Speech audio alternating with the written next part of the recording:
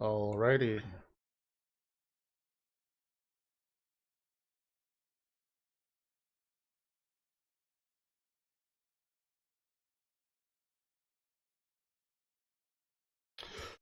Okay, let's take a look and get right to it. It's been a while since I've done this. Tone down the music. Alright, welcome back. Haven't done a tarot reading in a long time. Recently, well, last year got a full deck with all the minor arcanas as well. So the complete deck, I think, is like 76 cards or something or so, just about 80. So I'll be doing deeper readings. I'm going from a list or a queue today. Feel free to join in if you want. I can try to get you in, but right now I got about 11 people or so to go through. So I'm not going to try to speed run it, but just have fun doing it. And for anyone not familiar, I do a 5-card reading in a specific format. And this music's a little loud for me, so let me just tune it down a bit.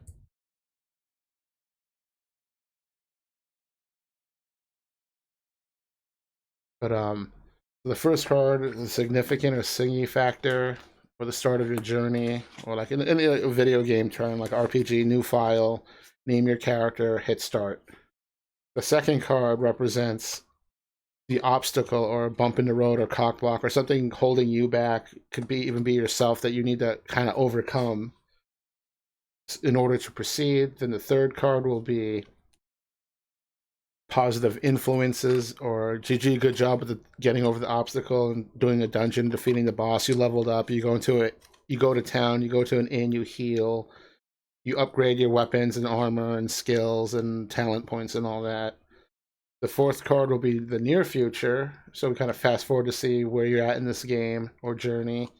And the fifth card is long-term results or far future / end game, or maybe like the final raid dungeon or something. There's no set time frame on these. These are just what the cards are, or the representation of the cards.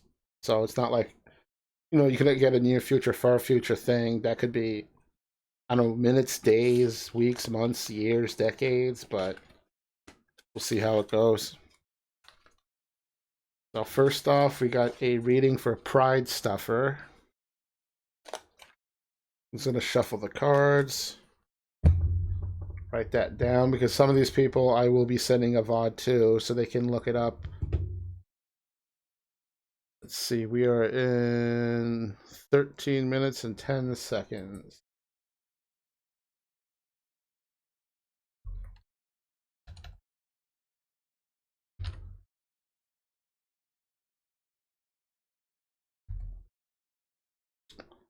All right, and we will get going. First reading for Pride Stuffer. So let's get right down to business. First card we get is the 9 of Pentacles. And by the way, I'm using an animal deck. Oh, what a cute sleeping little shrew type. Does it say the animal? Chinchilla, there we go. And all these cards are done by different artists, which is really cool. But let me pull up 9 of Pentacles. And unfortunately, I don't have these all memorized, so I will be a little slower with them.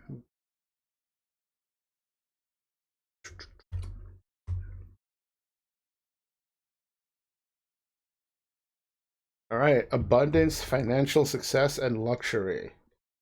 It can also have these meanings of self-sufficient, seeing your worth, which is, oh man, that's a really good one, seeing your worth, mastery, success, prosperity, fortune, security, enjoying nature.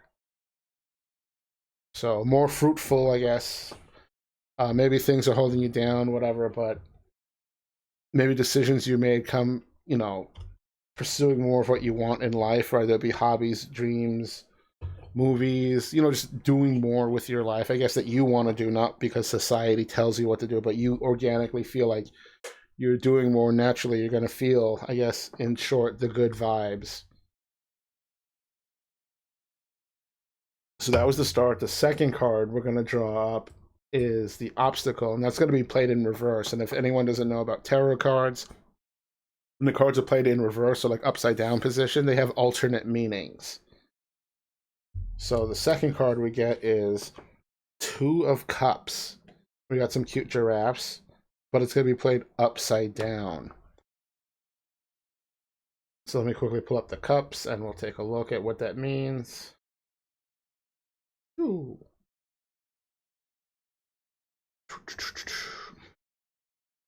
These all play in a clock position. So the first card is played at 6 o'clock. The obstacle second card is played at the 9 o'clock position. Positive influences at the 12 o'clock position. Near future at 3. And then the fifth and final card will be played in the center. But Two of Cups, partnership, attraction, love, uniting, sharing, partnerships, friendships, business partnerships, cooperation, understanding, commitment, trusting. But that's what it means normally. But what if we play, because this one was played in reverse. So it's going to have these meanings instead. Relationship ending, separating, completing commitments, disagreement, dislike, leaving, not compatible, self-love, distrust. This card is almost like a lover's card, or it kind of reminds me of a lover's card, but with this at least, it's saying relationships or possible friendships are ending, separating, going your own ways, not necessarily a bad thing. Completing commitments. So when I read that one, I was thinking of Baldur's Gate because I was watching Hopper Pot play that the other night. These are the part of the game where I don't know, you had a choice to break some contract at the cost of the guy's father or something, or fulfill the contract, but that talks about disagreement because now everyone's going to get along. Dislike, leaving, not compatible, self-love, distrust. So this, maybe you got burned in the past by someone, or recently, and you decided, you're like, you know what, I've had enough. We can't be together anymore. Either friendship, romantically, platonic, you name it, whatever. But it just seems like you're gonna focus a little more on self-care, which is to me always a good thing. Some people might label that as being selfish, but you know, you got to do what you got to do. That's about distrust. So maybe you got burned one too many times, and now you're more cautious about who you team up with, or collaborate with, or just generally spend your time with. Again, completing commitments, separating, not necessarily a bad thing. But that's the obstacle. That's the thing that's in your way. So we're going to go to the third card now, which is going to represent positive influences. And that is Ace of Cups. And we got a land iguana. Galapagos land iguana. Or as some people say in the South, iguana.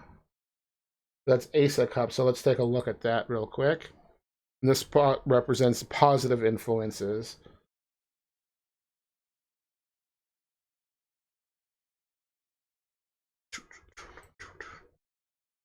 Ace of Cups. Compassion, emotions, creativity.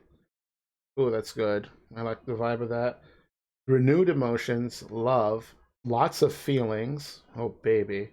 Happiness, sensitivity, creativity, abundance, compassion, which I already read, renewing love, psyche, intuitive, lots of emotion. So holy shit, this card is just loaded.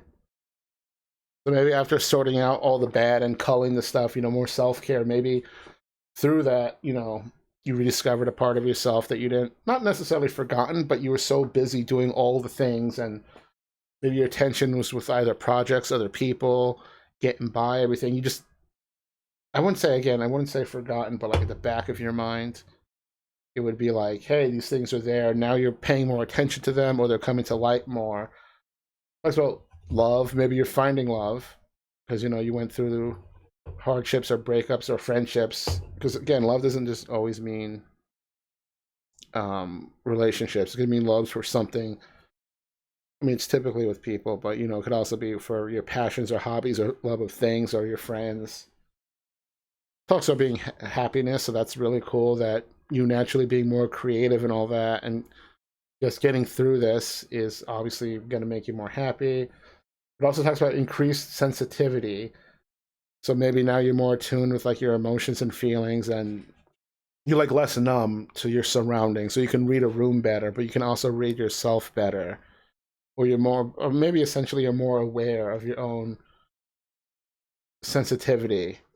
It also talks about creativity. I always love that one because I do a lot of artwork and stuff. So that's always cool. It talks about abundance and compassion. So this whole crazy experience is just rejuvenating and reviving you. Love for life, love for passion, etc.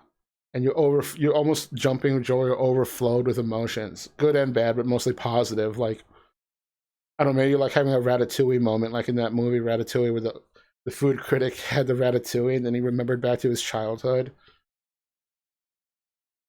So I think that's really cool. But in the fourth card, we're going to get the near future, just to fast forward a bit where we see where we are in this journey. And that we get the King of Wands. And we got a Florida manatee to represent that card. So let's go back and quickly. Where are you, Wands?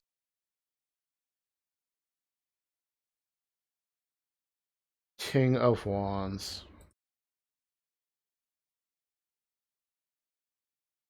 I want to freak you.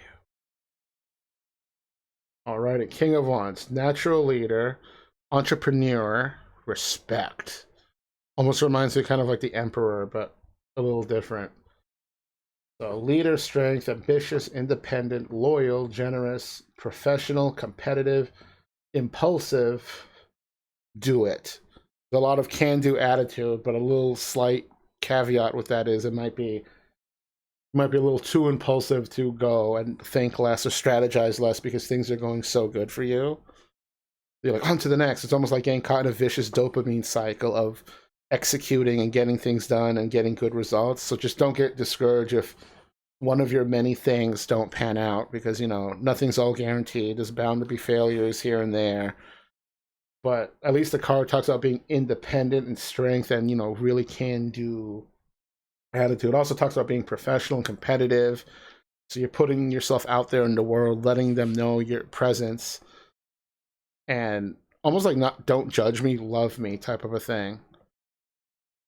And it says being a good leader, but I guess the biggest part is entrepreneur and just generous, loyal. So I guess in terms of this was like to represent like say finances and stuff. You would never forget the people who helped you along the way and the companions you had, because no one truly does everything alone.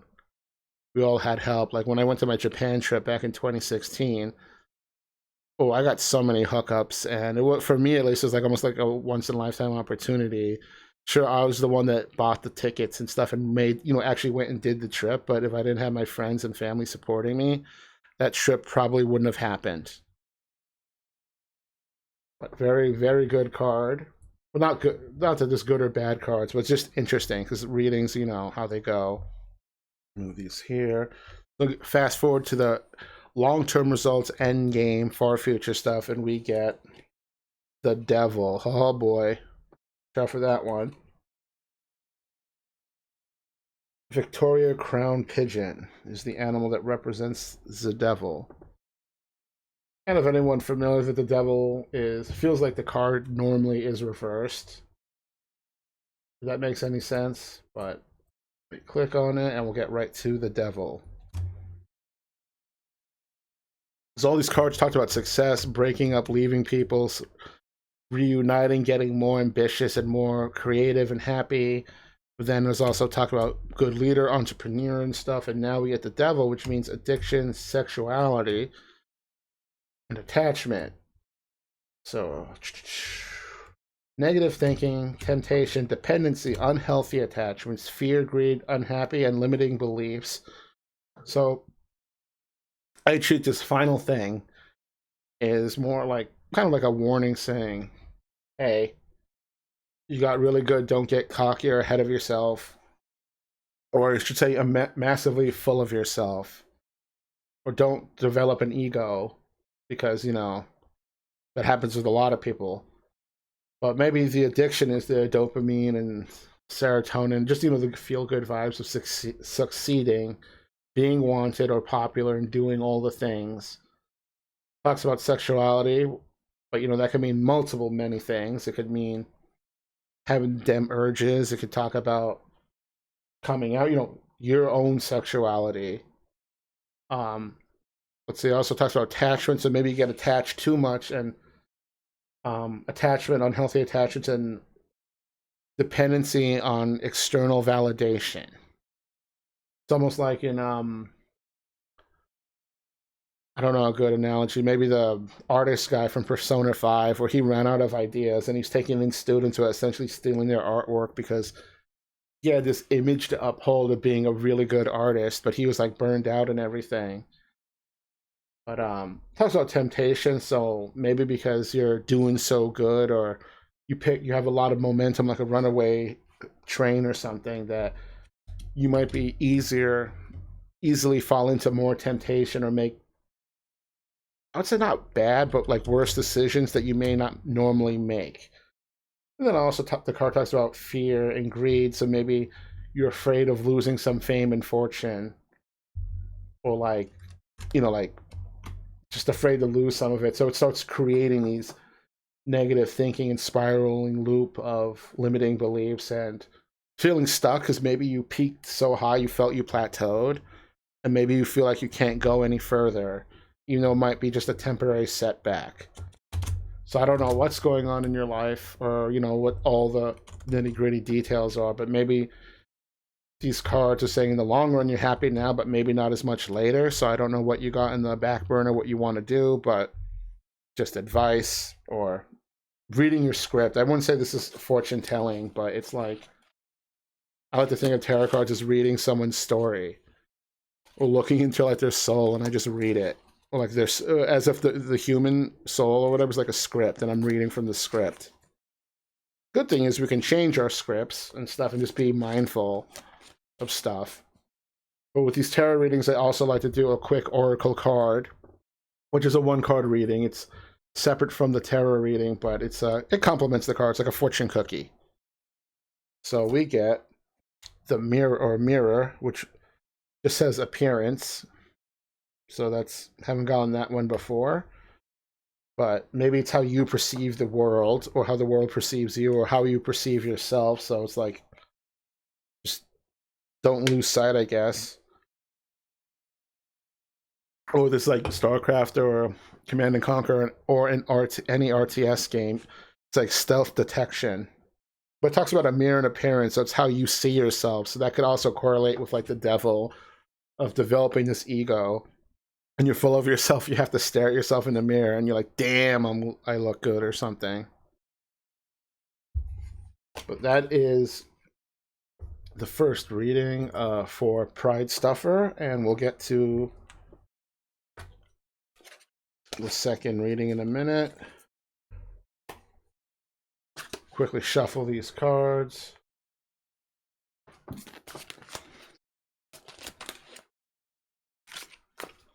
So I got another song in the meantime going. There is my folder.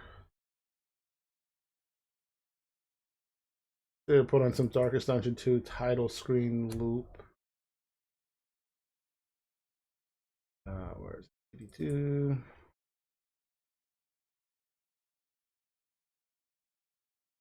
Open with Winamp.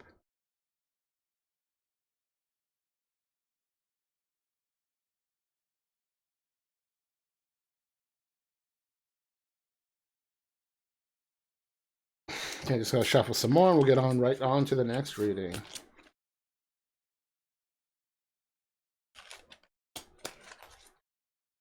Shuffle the cards.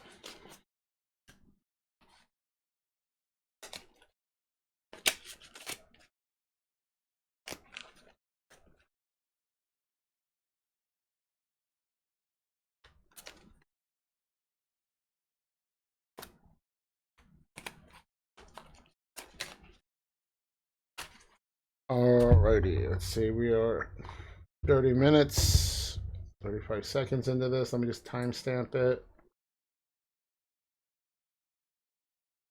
35, we'll say 35, we'll say 31 minutes.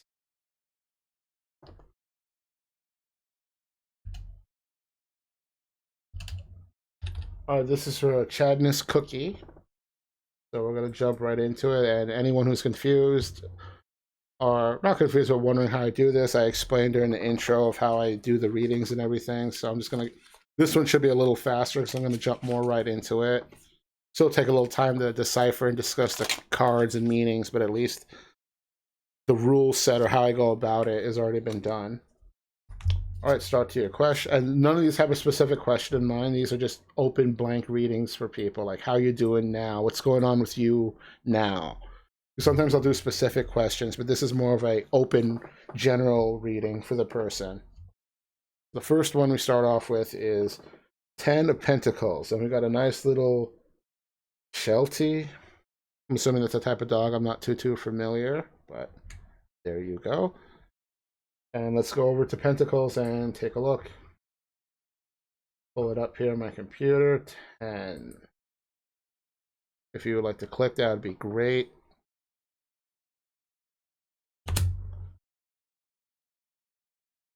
All right, 10 of Pentacles. Wealth, long-term success, contributing. Traditions, family connections, comfort, stability, safety, wealth, ancestry, financial security, financial gains, inheritance, community, goal reached. So that's, well, that's quite a, it talks about money, wealth and contributing, being a part of the community. So it's a different, almost different path to wealth because there's many different paths in what you do with your wealth. But this one seems very family and community driven and orientated. So almost like you're like more of a giver. Like, okay, I made this much money, or I'm in this good position, my finances are in check, I can contribute to society or my local community or even just family and friends and help them out. So it's a lot of growth and remembering that you can always help and lend a hand, regardless of it being financially with money or even just donating your time. But sorry, a very charitable card, if that makes any sense. That's just the beginning.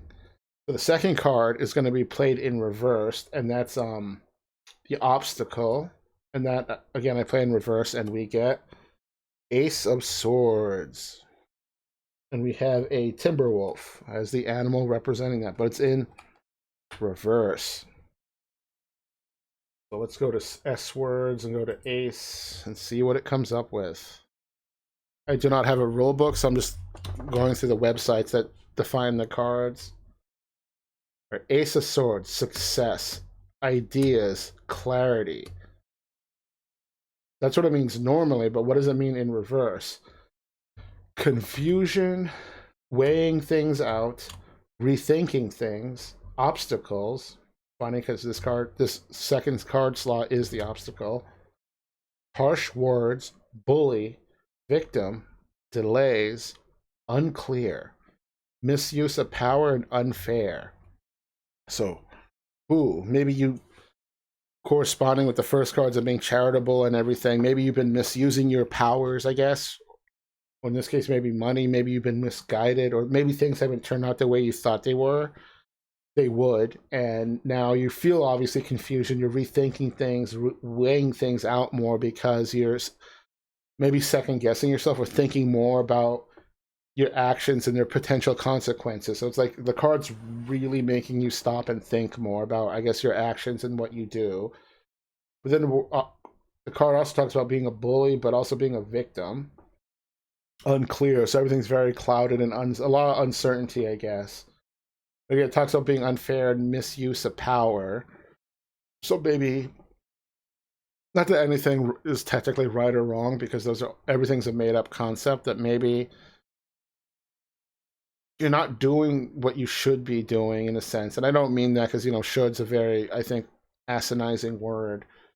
But like, as maybe a quick example, maybe simplified example would be like, you're born a blacksmith, you're talented and skilled at it, but you didn't want to do it. So you're like meant to do that with your life, but you want to break free and choose for yourself what you want to do and get into. But along the way, maybe you misused your powers and say forged weapons and armor or something for somebody, but you didn't put your heart into it because it felt very fake and not organic. But in either way, it's everything's kind of a blur now because this card's topsy turvy and it's the obstacle, something you have to look at yourself and find a way to resolve to get through the obstacle. But whoo, that one was quite a doozy because the first one was really noble and great, and this one just basically shattered it. But hey, it's a 5 card reading, so we can dig a little deeper. And with that, we get for the third card, it's going to be positive influences, and we get Page of Pentacles, and we got lap rabbits to represent that. Aren't they cute? So let's go to Pentacles and go to Page and see what we get.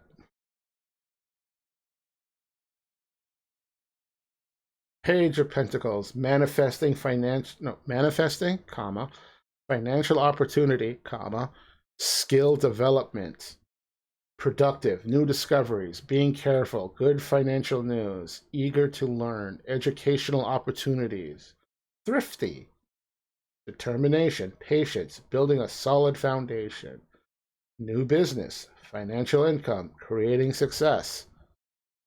So this one makes me feel a little better after that second card because the first card talked about a lot of this. So maybe you had to really rethink your strategies in life or wealth or money or jobs, careers, hobbies, passions.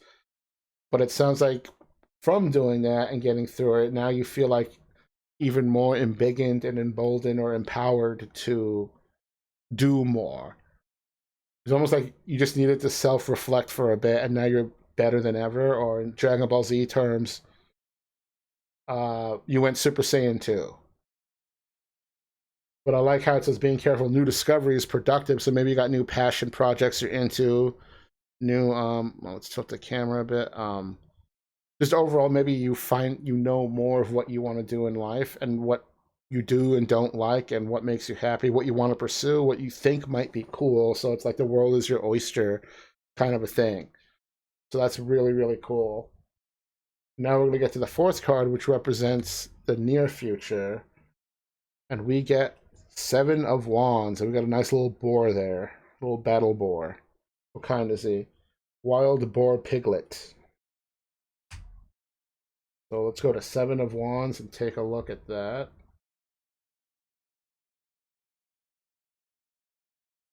If it loads. 7 of Wands. Competition, persevere, challenge. At an advantage, taking a stand, trying to stay on top, holding your ground, courageous, confident, challenge, confrontation, determined.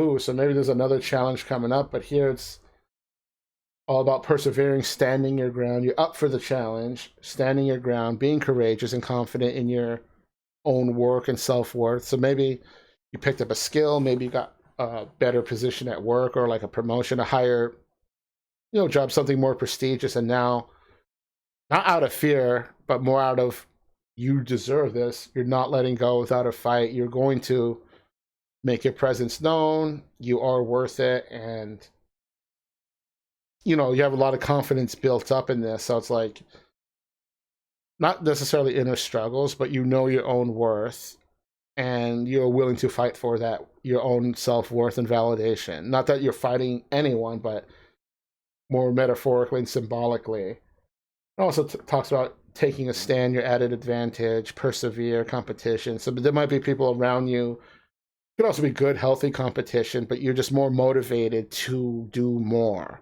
which to me is always a cool thing. And you're also able to do more, because I know there's a lot of people out there that want to do all the things, but at the end of the day, one person can only do so much. But here it's saying you can and will do all the things. You want to do all the things, and you're putting in hard work to do all the things.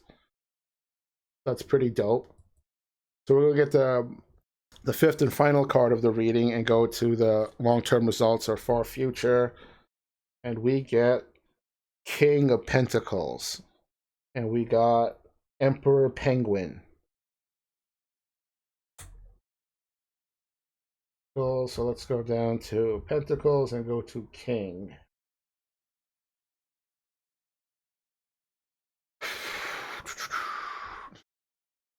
Loading. Wealth, security, but stubborn. Progress, practical, satisfied, content. Wealth, success. Hard work, achievement, and leadership. So it sounds like even more with your intense training and, go get 'em attitude, climbing the ranks, whatever you want to, terminology you want to use, you got more of that, but now you become also more stubborn and you're set in your ways. But at least, though, it's not necessarily a bad thing because you have all this to show for it. You have the wealth, you made the progress, you feel satisfied and content. You don't necessarily feel like you have to one up anyone else, or you're in a good spot. You could go for more and ask more and do more for yourself and others, but you are at a stage where you feel, I'd say, pretty satisfied and content. But you could always do more, and your hard work shows it. You've earned achievements, and you've proven yourself. You are a good leader, or can leader and leadership, and or inspire others. And you're not purposely going out there, I'm going to inspire the world, or have like an ego. It's more like you inspire others through your own hard work and efforts and whatever you did. So it's almost like a bonus that from the stuff that you did for yourself and others, growing, yada yada yada, you happen to inspire people as like a side effect. And that's to me, that's a pretty cool damn side effect, is that you inspire others. And then for you, for the Oracle card, which is just a one quick card bonus, we get the Raven, and that represents dreams. So don't be scared to go after what you want. Might be scary at first, but you never know, man. I hope that was cool for you. Very interesting reading. Gonna shuffle the decks again, and we'll get on to the next.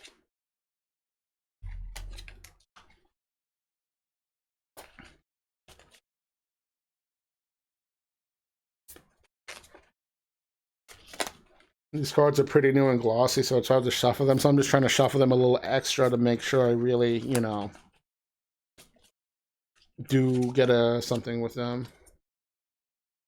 So the cards don't get stuck together and stuff. Just give me a minute here. Let's see what else we got.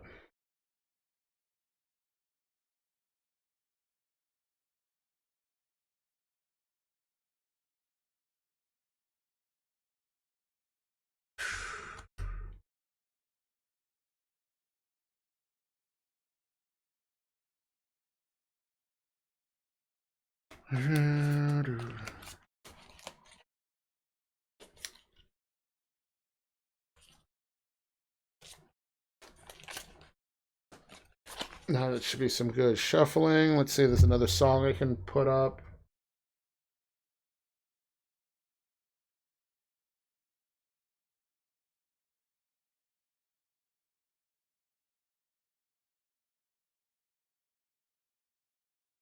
I know these songs won't say it to the vibe, but that's okay.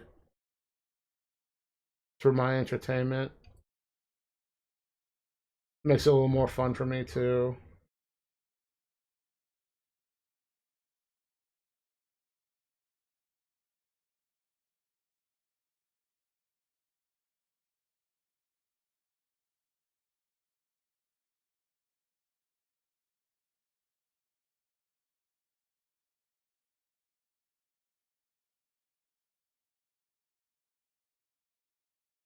If this wants to open, that'd be great.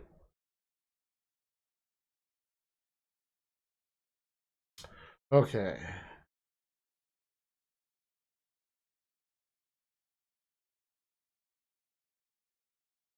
I'll get the timeout, and let's see, we're at 45 minutes, and we'll say 30 seconds. 45-40 sounds better. And we got Rip Bozo 99's reading, so we'll jump right into that. Okay.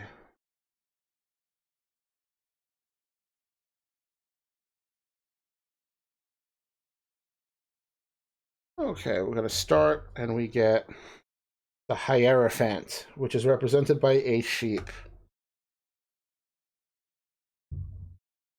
And this is the start of the journey, so we'll just, read this card and see where it takes us.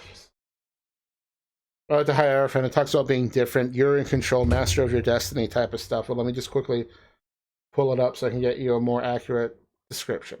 Planning, decisions, discovery, a different way of being, more in tune with your spirit or spirit in general. Find and be at peace, new chapters in life, master of your destiny, you decide what's next, sharing secrets, spiritual growth, seriousness, and prayer. Hey, Phantom Pumpkin. How's it going? Right now, we're just doing some tarot readings. I'm reading off a list or a queue. And reading the cards and going by. Going well, that's good. Yeah, so with the Hierophant, Rip Bozo 99. And also, the people on this list aren't here, so I'm going to make them a VOD and timestamp it for them. So at least they can view it later. The Rip Bozo 99 got the Hierophant, so talks about a different way of being. Maybe you have, through your experiences of life, in life, I should say, and all your travels and stuff, maybe you're finding what you want or what you thought you wanted isn't the thing you wanted, and you're just finding new things and things to be passionate about and want to do. And that also talks about a different way of being, like going with the flow, acceptance. That's all new chapters in life, which is really exciting. Master of your destiny, and you decide what's next. So you know maybe what you want to go for, and even if it may seem like a wonky road or a hard path to go down, you're like, but I want this. And you're willing to go out and get it. I would say go all the way, because it's not like an all or nothing thing, but it's like, this is what I want. I would like to go for it. And we'll just see what the other cards help us lead the way. But Phantom Pumpkin, if you would like a reading, I can do it for you after this reading. They take about maybe 15-20 minutes each, depending. But I'm just going to go through this one, and then if you're still here afterwards, I'll ask you if you want one. So the second card I play represents the obstacle. Oh, come on, mousepad, don't fail me now. The obstacle, and that card's played in reverse, and reverse cards have alternate meanings. And we get the Emperor, and we have a nice Sumatran tiger. But it's going to be played in reverse. I know the Emperor usually means like stability, leader, fearless justice, and like fatherly figure, masculine, divine masculine, and all that. Yeah, authority, structure, and control. But let's see what it means upside down, or reversed, I should say. Lack of progress, issues with authority, immaturity, lazy, lack of control, indecisive, unreliable, needing structure, let go of control, create more structure, loosen your grip, don't be tough on yourself. So, hoo-wee. This one's a little, kind of a doozy. Because maybe you're not progressing in the way you want to, so you feel maybe stuck. Even though you're going after the thing you want, it's very hard, and maybe you need to almost take a step back, lose control, because the card talks about letting go, control, and loosening your grip, and like ease up. Or in like Dragon Ball Z terms, when Gohan went Super Saiyan 2 in the hyperbolic time chamber, and they still had a few more days before the Cell games to train, and Goku's like, yeah, we're done training. And everyone's like, why? They're like, too much training, not good. And Gohan just needs to chill and relax and all that. Or Goku felt that him and Gohan were at a point where they needed to be, and there was no need to further train because it would only hinder them in a way. It also talks about needing structure. So maybe because you've been so hyper focused on something, you now feel like you need maybe guidance or structure or plan again. And let's see, it talks about indecisive and unreliable and being lazy, immaturity. maybe you just feel fed up with everything that's going on. You're not getting the results you want or not where you want to be in life, type of a thing. So maybe that's discouraging. And then it makes you kind of lazy, like demotivated, I would say. And then every day when you want to do more of the thing you want to do, you're like, is this really what I want to do? It's like almost like you're questioning yourself because now you're thinking, is this something I really want to do? Should I keep going for it? Should I let it go, do something else? Should I take a break? To me, it sounds like you should take a break. But thankfully, there's more cards coming up, so at least we can unravel the mystery a bit more. So the third card's going to be positive influences, and assuming you worked out the obstacle and got through that, you get a little time for respite and chill time and feeling good. And we get Knight of Wands, and this is represented by African Wild Dog. It's a really cool card looking. So Knight of Wands, let me go down to the Wand section and click on Knid. And once that loads, we'll take a look. All right, the Knight of Wands. Impulsive adventure passion. Interesting. Changes here, creativity, new experiences, new ideas, travel, relocation, action, athletic, optimism, adventure, enthusiastic. I like how it says impulsive, but yet all these good things are coming from it. So very spontaneous, but like how it says changes here, and it talks about new experiences and possible relocation and travel. So maybe it could be work. Maybe you got some more opportunities somewhere else and you have to pack up your bags and go. And with that, you know, excitement, new area, new stuff, new job, new task, almost like new purpose in life type of a thing. But the cool thing is, well, I said is twice. The cool thing is that it talks about more creativity, which I'm always a fan of, more adventure, more enthusiasm. Yeah, more enthusiasm. So whatever this stuff, or whatever you did, got your mojo really going, and now you're more excited for things.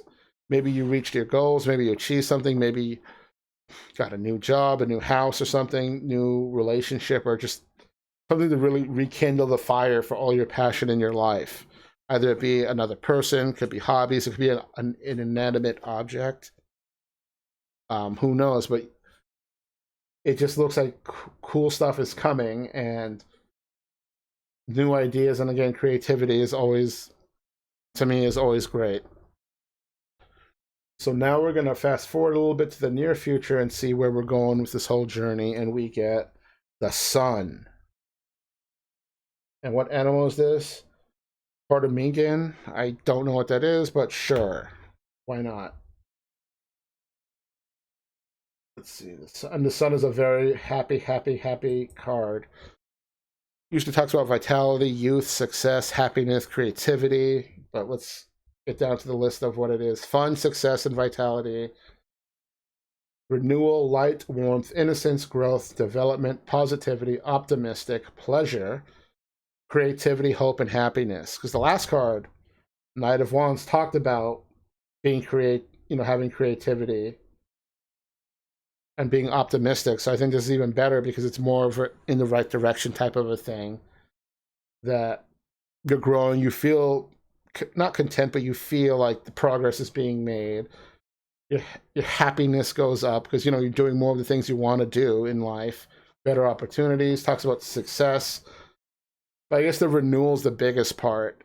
Is like that spark is definitely back in your life, and you're literally radiating, and it shows.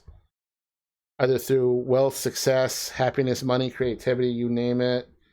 Even just friendships, relationships, yada, yada, yada.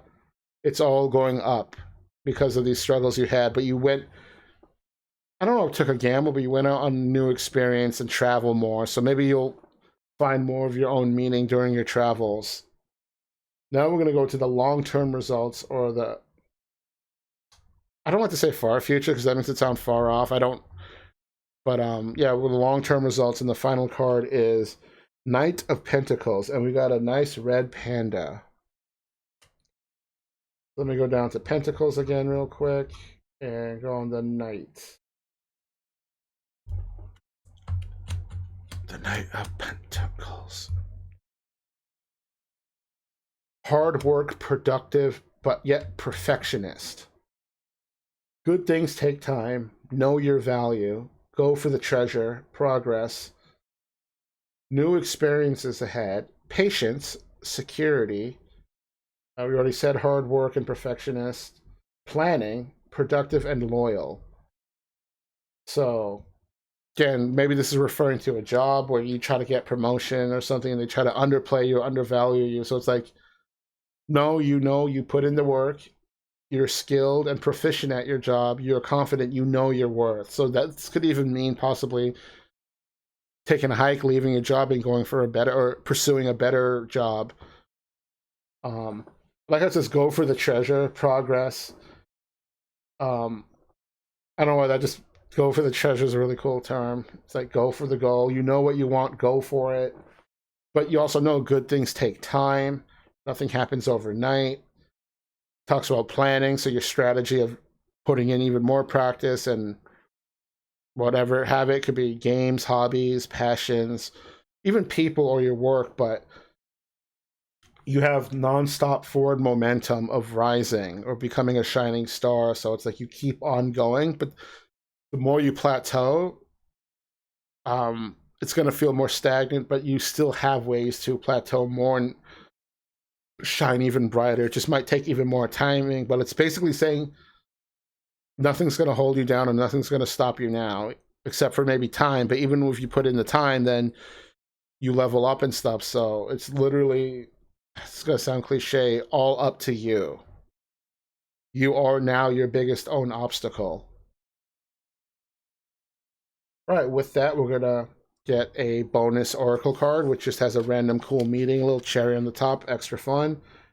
Nicholas Flamel, generosity. So this is talking about being generous, and well, I mean, generosity speaks for itself. So maybe through your wealth, travels, mastery, if you will, you decide to help others as well and bring other people up with you. Because I know when a lot of people get forward momentum, doing good in life, or get wealth, they kind of get a little stingy or afraid to help others because it may hinder themselves, which is all very possibly true and valid, but at the same time, you don't want to become like that lone hermit or like my treasure, mine, hoard all the secrets of my success for myself.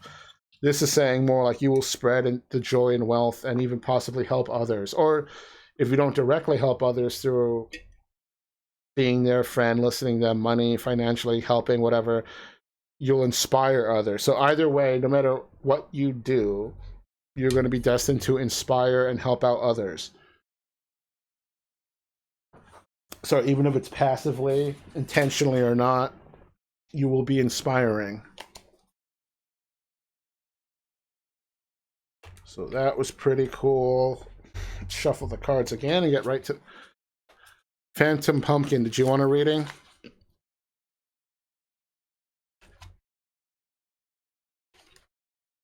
So no, I'm just going to keep going down this list.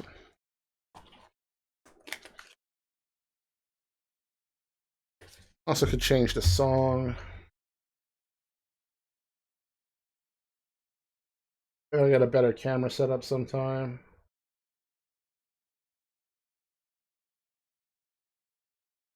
I think I know what I'm going to put on. Gotta find it.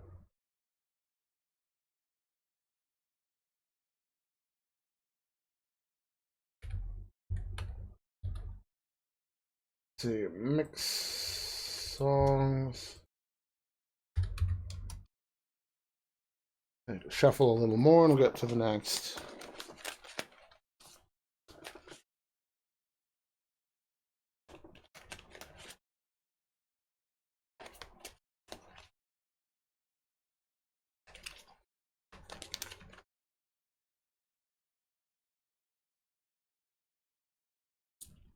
All right.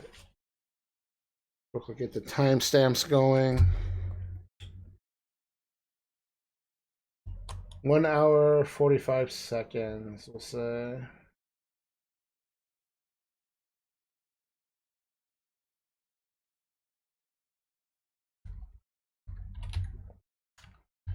All right, this reading will be for Gotcha Roll 20XX. And again, 5 card spread. Second card played in reverse. And let's get started. We start off the first card with Page of Pentacles. Again, we got Lap Rabbits. So go back to that. Whoops. I know we just drew this a while ago, but I still have to pull it up because I closed all the windows.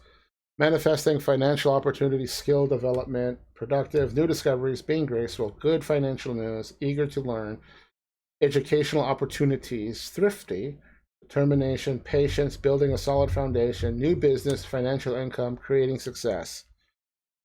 It's a pretty good start that you're very ambitious. You're putting your plans, hopes, and dreams and making them, bringing them to reality, making them come true, working towards it, increasing your skill either through hobbies, passion, work, or even just like your own spirit or people skills. You are progressing. And now you're like, it's also leading to financial opportunities. So maybe new job, or maybe just bonus somewhere that you're turning some of your passion into money or getting support, I should say. And it's looking up. You're eager to learn. You're determined. You want this. You have the patience to endure it because everything takes such a long time. Hey, hamburgers. Well, time for your medication, Chimera. Thank you for the pills. And boogers, if you want after this reading, if you want one, I can do one for you. I'm going off a list right now and time stamping it for the VOD for these people to watch it later. But if you would like one, I'll do it after this one. So that was the first card. So the second card's going to be the obstacle. I play that in reverse. And just like a warning or heating or something you need to overcome to proceed. And we get Ace of Swords again, but this time it's in reverse. So let's go take a look at where is Swords. See what it means in reverse. Okay, you would? Sweet, I'll do it right after this one. Assuming all this loads. Ace of Swords. Normally means success, ideas, and clarity, but in reverse, it's going to mean confusion, weighing things out, rethinking things, obstacles, harsh words, bully, victim, delays, unclear, misuse of power, unfair. So, you know, things are looking up, grading, determined. Maybe you weren't making the progress you thought you were, or you didn't think you would be where you were in life. And it gets discouraging. So now you're rethinking things, weighing things out. Not gaslighting yourself, but more like second guessing yourself now, being more cautious because, you know, you're like, okay, this hasn't worked for a while, or I tried XYZ things, it's not working, I need to change a strategy. And it talks about unclear, delays, so naturally, now that you're not succeeding or moving up or have forward momentum anymore, you're going to feel stuck. And when you're stuck or things slow down, more negative thoughts tend to happen because you might be thinking, I was on such a good track, I was on good pace, what's going on? So maybe you just need to take a step back and take a break. Talk about harsh words, so maybe you also just end up venting out of frustration and anger. Not necessarily towards anyone, it could be towards yourself or just mostly the situation, but now you're confused. You're like, is this really what I want? Is it really worth it? So it's time to re-strategize, I guess. Take a step back, rethink, and just, I don't know, reevaluate the situation and yourself and how and where you want to go. But then the third card is going to be positive influences. So once you sort that out, we get 7 of Wands. Wow, I shuffled this deck too. I'm getting almost the same cards. But we will go back to 7 of Wands. Because I believe this is a good sign of things looking up. And it has the little wild boar piglet because it is a baby. Anyway, 7 of Wands, competition, persevere, challenge. Added advantage, taking a stand, trying to stay on top, holding your ground, courageous, confident, challenge. I guess I said challenge twice. Confrontation, determined. So this could be you built yourself back up, you evaluated yourself, you're like, I want to go again. You're determined to do these challenges, and even though they may not be easy to get through them. It could be something at work, even too, as an example, or friendship. Or I'll use friendship as an example. Someone's being a total dick to you. And most people, when there's issues with friends, people try to talk it out, but usually the person doing the bullying or gaslighting or narcissist or whatever have you, the one that's being a problem, usually never wants to talk things out. And even if they talk things out, they pretend they get it, but then they just go back to doing the exact same thing. So they almost like listen to you just to shut you up. But this time you're making a stand, hence the confrontation and taking a stand and being courageous because you're like, no, this shit doesn't stop or you don't fix your shit. I don't think I can continue this friendship. And you're willing to abandon or let go of that friendship. Or you're willing to stand up for your own beliefs and everything and yourself. But you're letting them know you're not going to take their shit anymore, essentially. It could be hobbies and passions. You feel like, no, like let's just say artwork, because I like to do drawings and stuff. Maybe you haven't succeeded, maybe you haven't gotten many customers or commissions, but you still enjoy doing the art. And you're like, no, this is what I want to do. I'm going to keep pursuing it for better or for worse. Even if it doesn't gain tension or steam, just doing the artwork itself is so fulfilling and meaningful to you that you're like, you know what? I'm going to be me. I'm going to do me.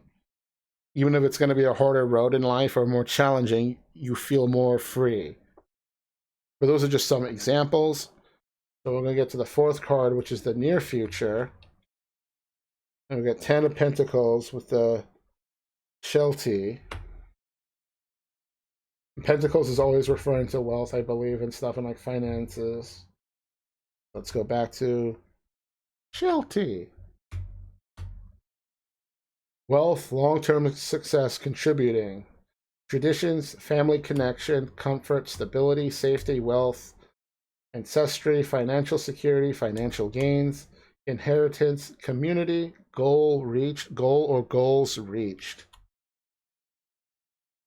So here, maybe sticking to your guns or whatever, it led you to more financial gains, wealth, long-term success, either it be career, hobby, passion, whatever you name it. And again, it talks about safety, so you have a little more security, a little, I guess, peace of mind. Talks about, again, community, so maybe, again, you didn't get here alone, you got here with the help and support of others, which there's never any shame in that, because a lot of people try to bring people down. It's like, oh, well, you didn't do it all by yourself. I'm like, in my mind, I'm like, you don't have to do everything by yourself. I mean, it's cool if you can, but honestly, when you think about it, we don't truly do everything by ourselves. Anyone's success are from the supporters, fans, people taking off, getting noticed, but it all comes from almost external validation. So, in this case, the community, I guess, stood behind you and stood with you while you struggled. And it talks about comfort, so you feel at ease. It talks about some traditions and community, so maybe doing these hardships and getting to where you're at now, you're like, I like this, I want to do more. And also, you're not forgetting the people that helped you along the way. And maybe you want to help back up some people financially, emotionally, whatever you have it. But like, you now also feel the need and you feel compelled to help others as well. And that's really cool. And maybe even inspire them. We're getting a lot of inspirational stuff this stream. But now we're going to fast forward to the fifth card, long-term results, or end game, near the end, whatever. And we get King of Pentacles. Well, we're getting almost a rerun, but you know what? That's how it goes. Let's click that. As that loads, I'm just going to put something in real quick in my text document. And Boogers. Putting in his time slot. So when I do the reading, Boogers. Okay. King of Pentacles. Wealth, security, stubborn. Well, progress, practical, satisfied, content, wealth, success, hard work, achievement, leadership. This almost feels like a clone from the last reading, almost a little bit. But so through your hard work, inspiring others, not forgetting how you got, who you are. You're even higher up now with your wealth and sense of self-security. But the stubborn part is Again, you might be set in your ways more, might be afraid to help others.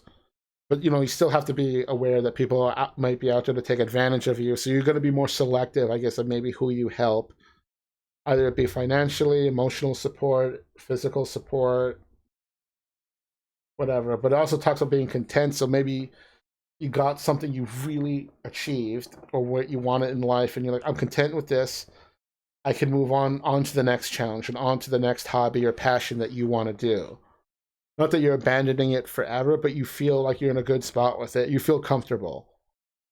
So maybe in like speedrunning terms, you got a satisfying PB and you don't feel the need to push any further, at least for now. And you can do and try other things, or it could be a job. You ranked up or got a higher role at your job, and you don't feel the need to pursue more or go higher because you're in a very good spot. Not that you can't strive for more, but at least you feel satisfied and content.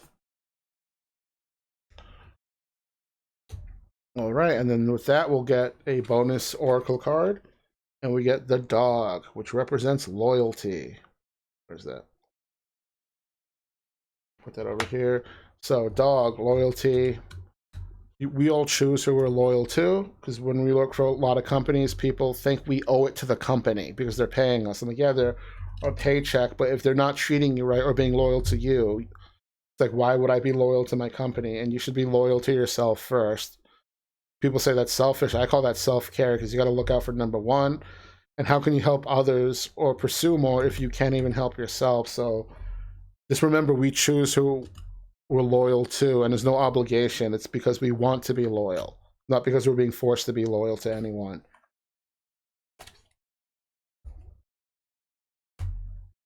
All right, so that one's done. Let me quickly just do a shuffle. And if we get the same exact cards again, I'm going to lose my shit. So I'm separating all of them and shuffling the deck a lot.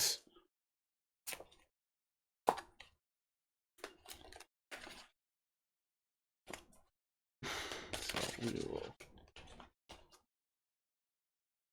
play the ways are supposed to. Just gonna sit back and breeze through these level. And boogers, for this reading for you, it's just going to be a generic reading. It's not going to address any question. It's just like, how is M. Boogers doing now? Where is he doing? What's he up to? What's on his mind? What's in store for him? So just really paranoid with the shuffling now. So I'm just... And these cards are brand new, so it's like I can't do a true shuffle with them. And I'm also afraid of dog-earing them or, you know, damaging them and getting them broken if I'm too rough with them. Well, let's just get a little more shuffling in.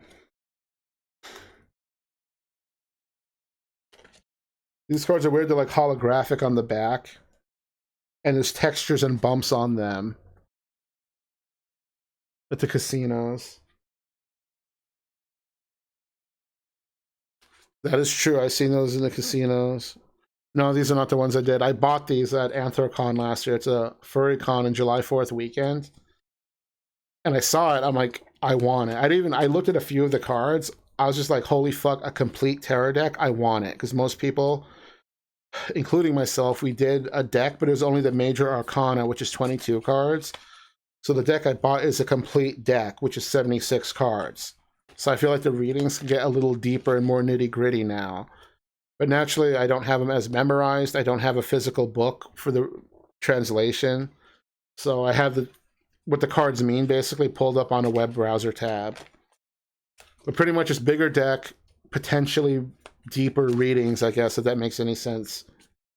Or more accurate, or just not accurate, but yeah, just bigger, deeper, meaningful readings. So let me get a different song and go to you. Next songs. OST, where's Pizza Tower?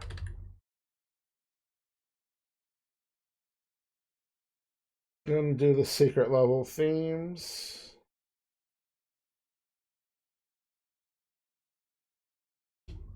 Okay, first card is the start of your journey, just to see where it begins, and we get Knight of Wands. Again, at least Well, not again, but we had a couple of readings ago. I get excited when I see new cards I haven't pulled yet. All right, please load. Oh yeah, I need to timestamp this. If we'll say 1 hour and 15:30, in case you want the VOD for it. I'm just timestamping all the readings for people. Push the deck to the side. Okay, Knight of Wands. Oh, sorry, King of Wands. Which is not what we got. We got Knights, so I need to go over.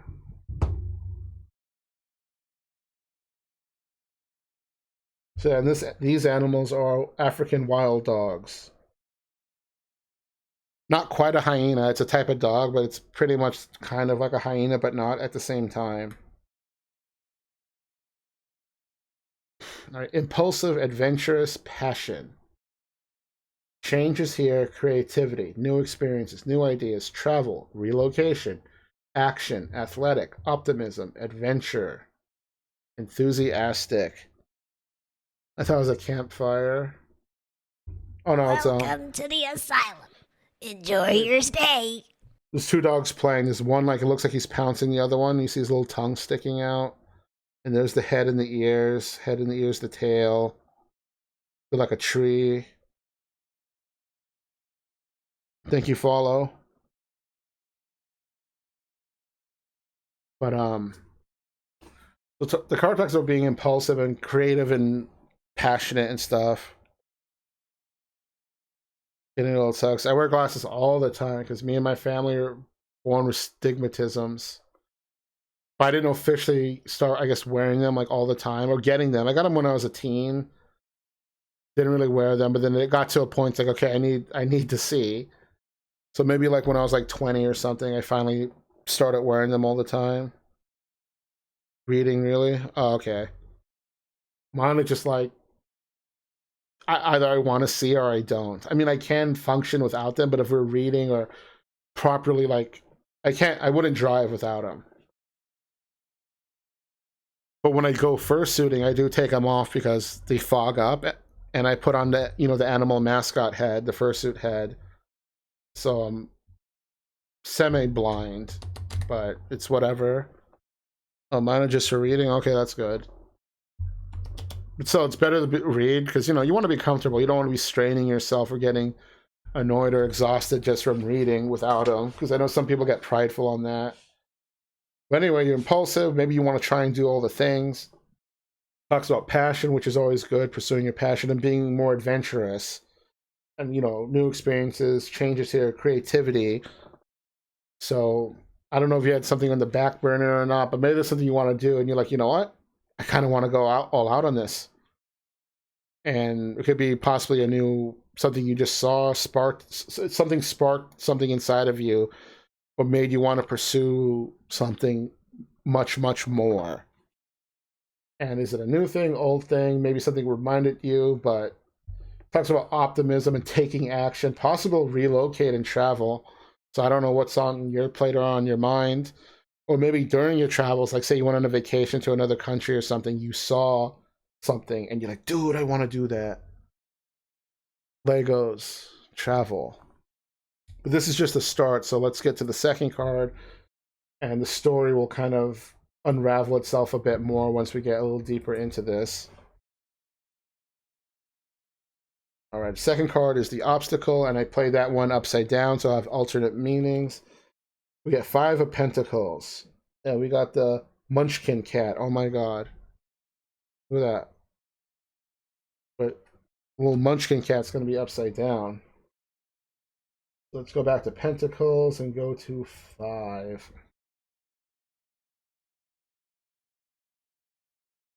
I have a cat that's half Munchkin. She's a half black and half Munchkin cat.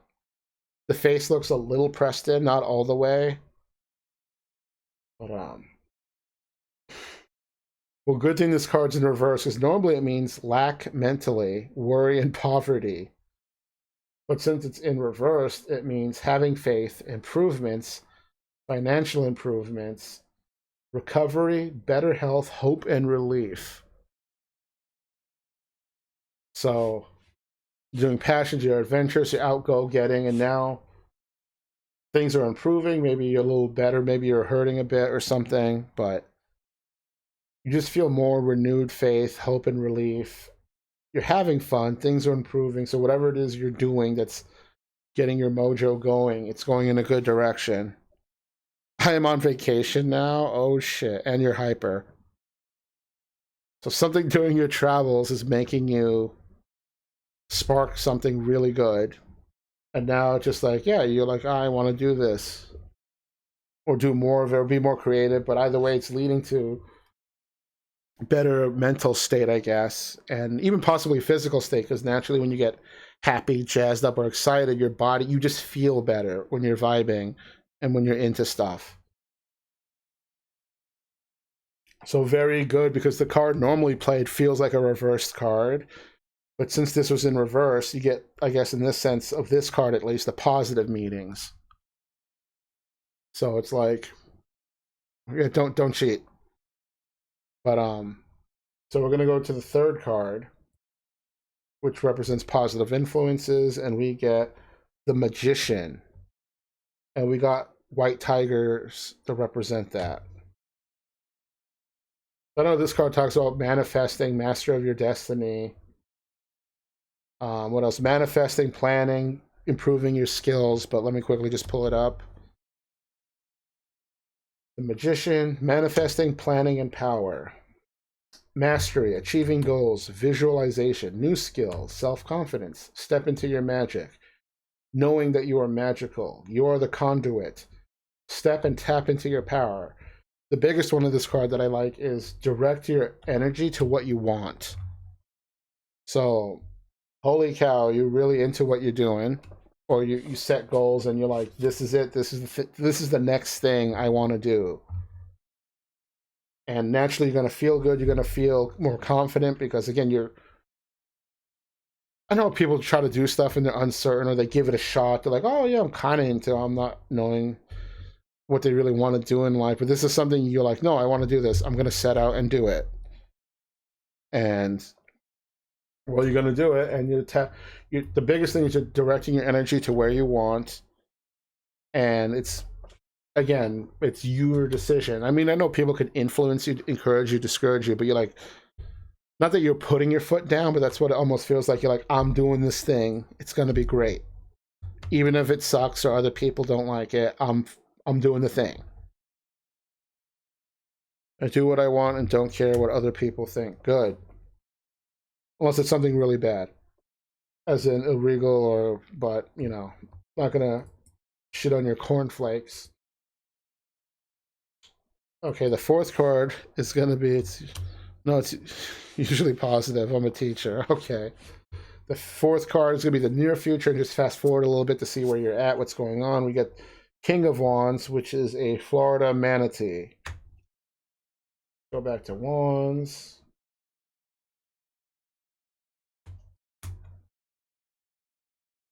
If this wants to load, that'd be great. Natural leader, entrepreneur, respect. Leader, strength, ambitious, independent, loyal, generous, professional, competitive yet impulsive, and do it / can do attitude. So maybe by doing the thing, like you said, you don't care what other people think, and inspired others. But the biggest part is it made you feel more complete. And also entrepreneur, natural leader, and respect. But maybe again, the leader part I think is inspiring others. So whatever this is or what it involves, maybe people thought it was stupid at first. Maybe people were already on board. Maybe people changed their mind, changed their tune. But seeing you get through this and completing it had other people feel fulfilled as well. It's like your joy is their joy. And maybe you even inspired others, or literally leading and living by example. And it talks about being generous, but one thing I think is funny is impulsive. So maybe now you want to do even more things, and you're not thinking as much because you're like, I succeeded, I am great. I need to be less cautious. Like you're just going to be more out there now, I guess, outgoing and seeking more, which isn't a bad thing. But you may be not blinded, but you might be so caught up in the moment and excitement that you might overlook some stuff. But either way, the cards in general are very spontaneous and happy. And I don't know, it just talks about, and then it talks about professional and competitive. So maybe things are looking good. Maybe you got noticed by people. You have other new peers now in the same field, and it's like you have a respect for each other, but at the same time, it's like I would say healthy competitiveness, not like the toxic kind, but you want to do more. You want to reach more people. You want to get out there. You want to provide or just do more fun things. All right, we're going to get to the fifth card, which is going to be the long-term results, maybe the far future, what have it. Let's see, but you are humbling about things. I'm the veteran on campus, and they all come to me for stuff, so that doesn't surprise me. Well, this might surprise you because you got the Nine of Wands, and you get a little fennec fox. Let's go take a look at the wands.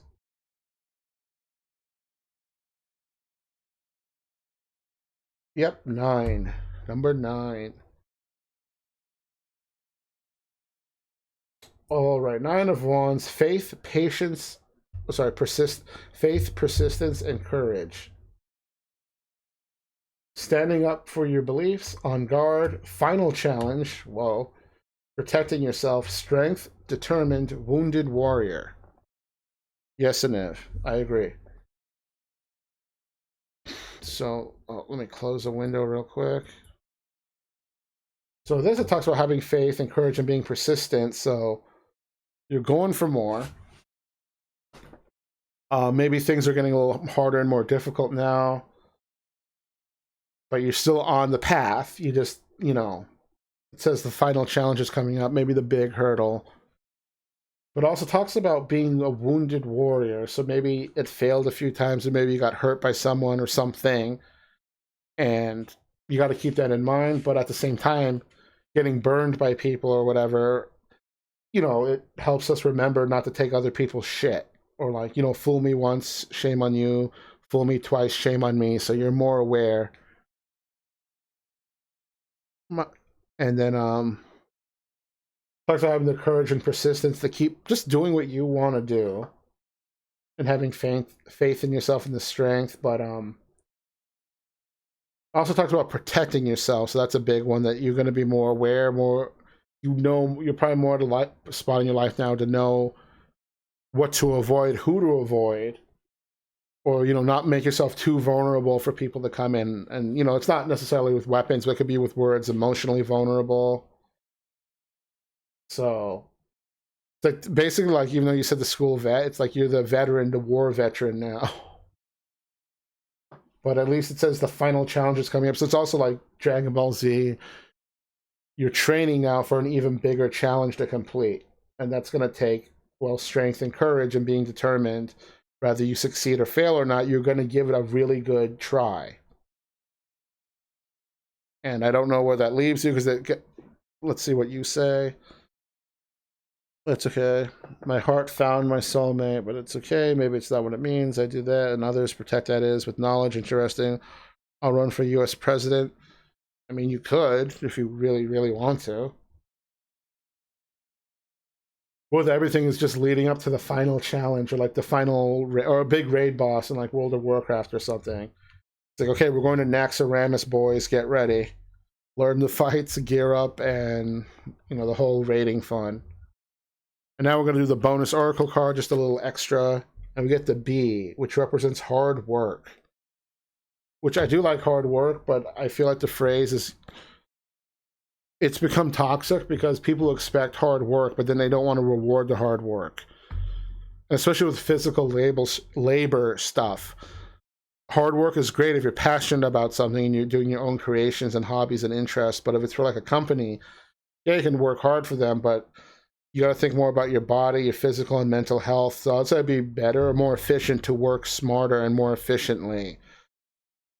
But I think the card, when it says hard work, I'm pretty sure it means more like passion hard work, not kill yourself for a company or something. So, work. I work hard for my passions. Yes, other times where I'm lazy or not feeling it? Absolutely. But when I do my own art, stories, whatever, I vibe so much better when I'm actually into it and put in more effort because it's my work. So it's like I try to do good and be passionate about all my things. So I'm naturally going to put more effort, energy, soul power, enthusiasm, whatever, into my own work, or in this case, my artwork, or like fursuiting, or I guess my interest in my passions. I will always try to go do extra. Not that there's times where I just feel like crap and not doing anything, or I half-ass my own stuff. If I really half-ass it, I don't feel good about it, but I usually feel good about the work I do, so at least I know for myself I'm doing a satisfying amount for me. When things are all positive reading, I was going to ask, is there more positive energy around me or negative? Definitely I would feel more positive, but you're bringing the positive energy. It's not like it's coming from someone else. Someone else could inspire you or bring a sprinkle of positive energy, but this is all coming from your soul or your hobbies and passions. You're bringing the good time. You're bringing the party. It's like you take a sip of, like, I don't know, Baja Blast, and you're like, wow, there's a party in my mouth, and everyone's invited to describe the flavor.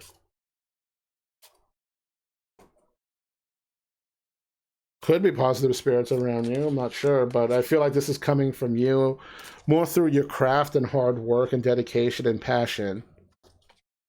They must be on vacation. So basically, I would say, sorry, I gotta get a drink of water. It's being supplied, these positive vibes and stuff, or is being supplied by your passion.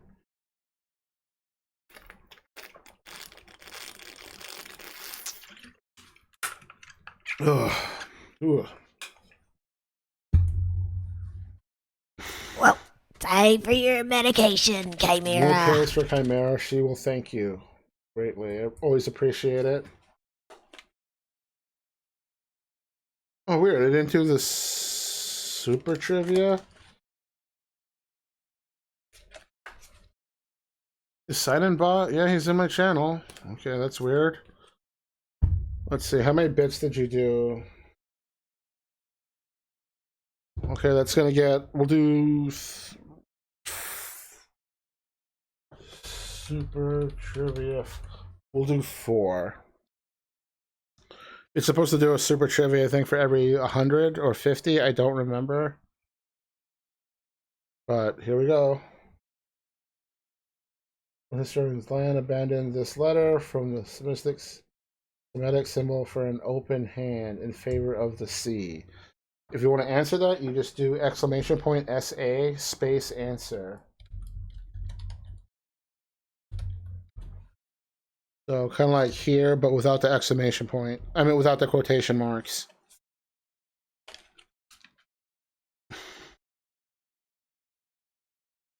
Meantime, I'm going to shuffle. And anyone can answer a super trivia question.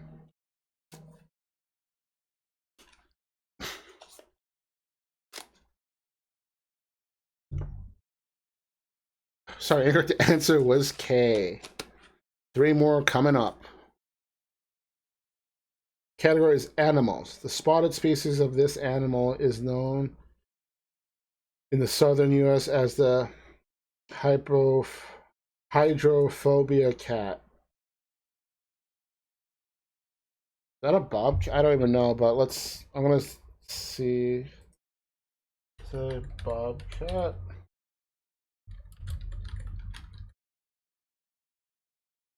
Nope, I guess I was off. I was just thinking what southern cats are there, but I'm not too familiar.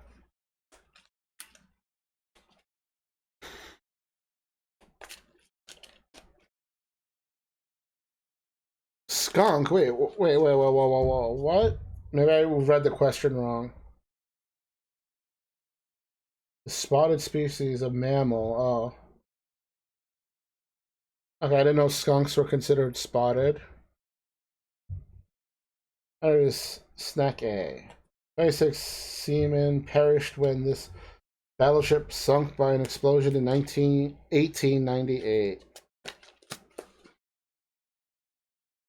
I have no idea on this one.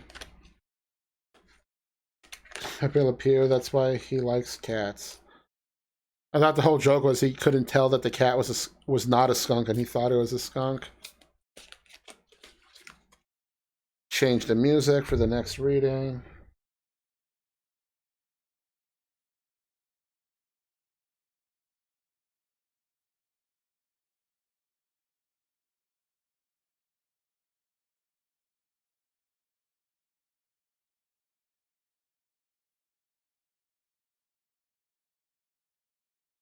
Maine, okay.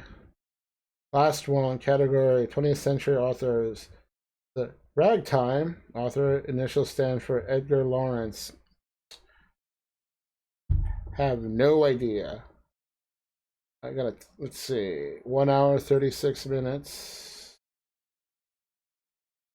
36.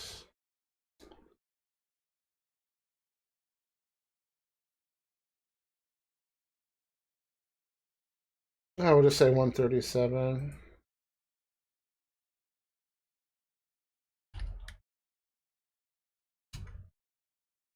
Sorry, E.L. Dr. Rowe. Alright, we're going to do a reading for Ascended Demon. And by now, everyone should know how this goes down, so I'm going to jump right into it. After a few more shuffles, because I'm extra paranoid now.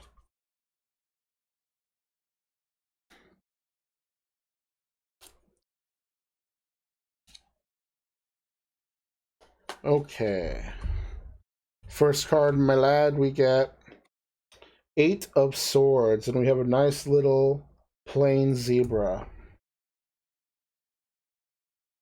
So I haven't seen this one yet, this reading, so I'm kind of excited. Agate of Swords. Once it loads, got a nice little zebra. Gotta work in the garage, BRB. Alright, thanks for chilling and thanks for taking an interest in the bits and everything. Always appreciate it. 8 of Swords, negative thinking, victim, limiting beliefs. Oh my god, this seems almost like the devil card. So upright, let's see, we have negative thinking, feeling trapped, victim, limiting beliefs, disempowered, stuck, isolated, limiting yourself, lack of confidence, full of worry, unhappy, confused, and critical. So damn. But I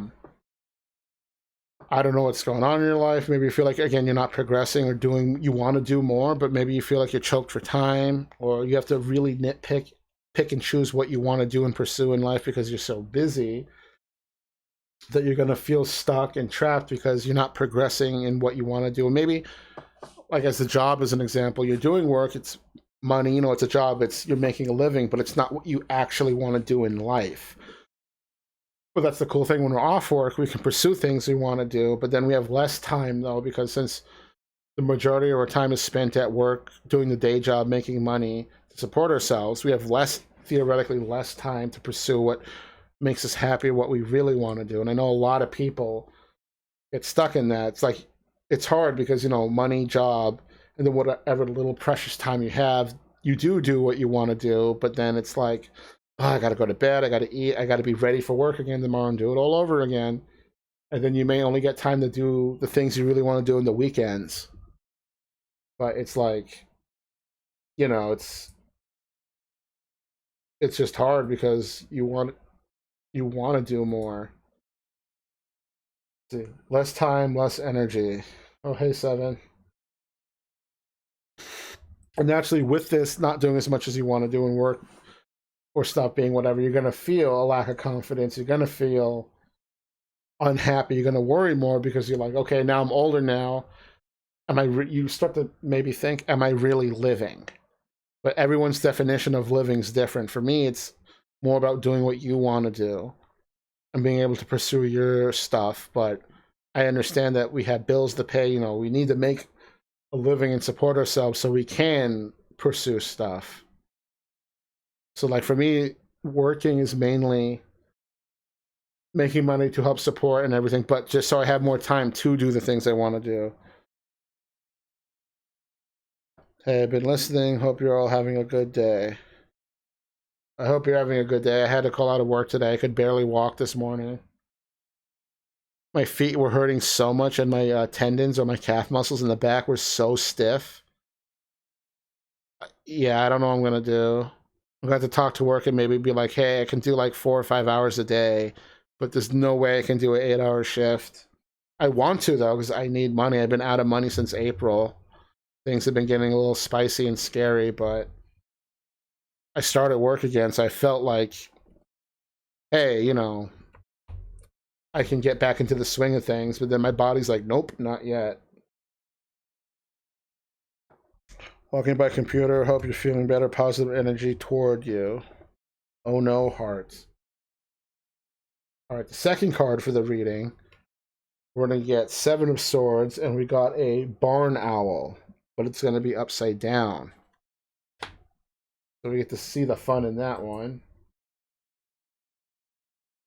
Seven Century of Swords. Once it loads.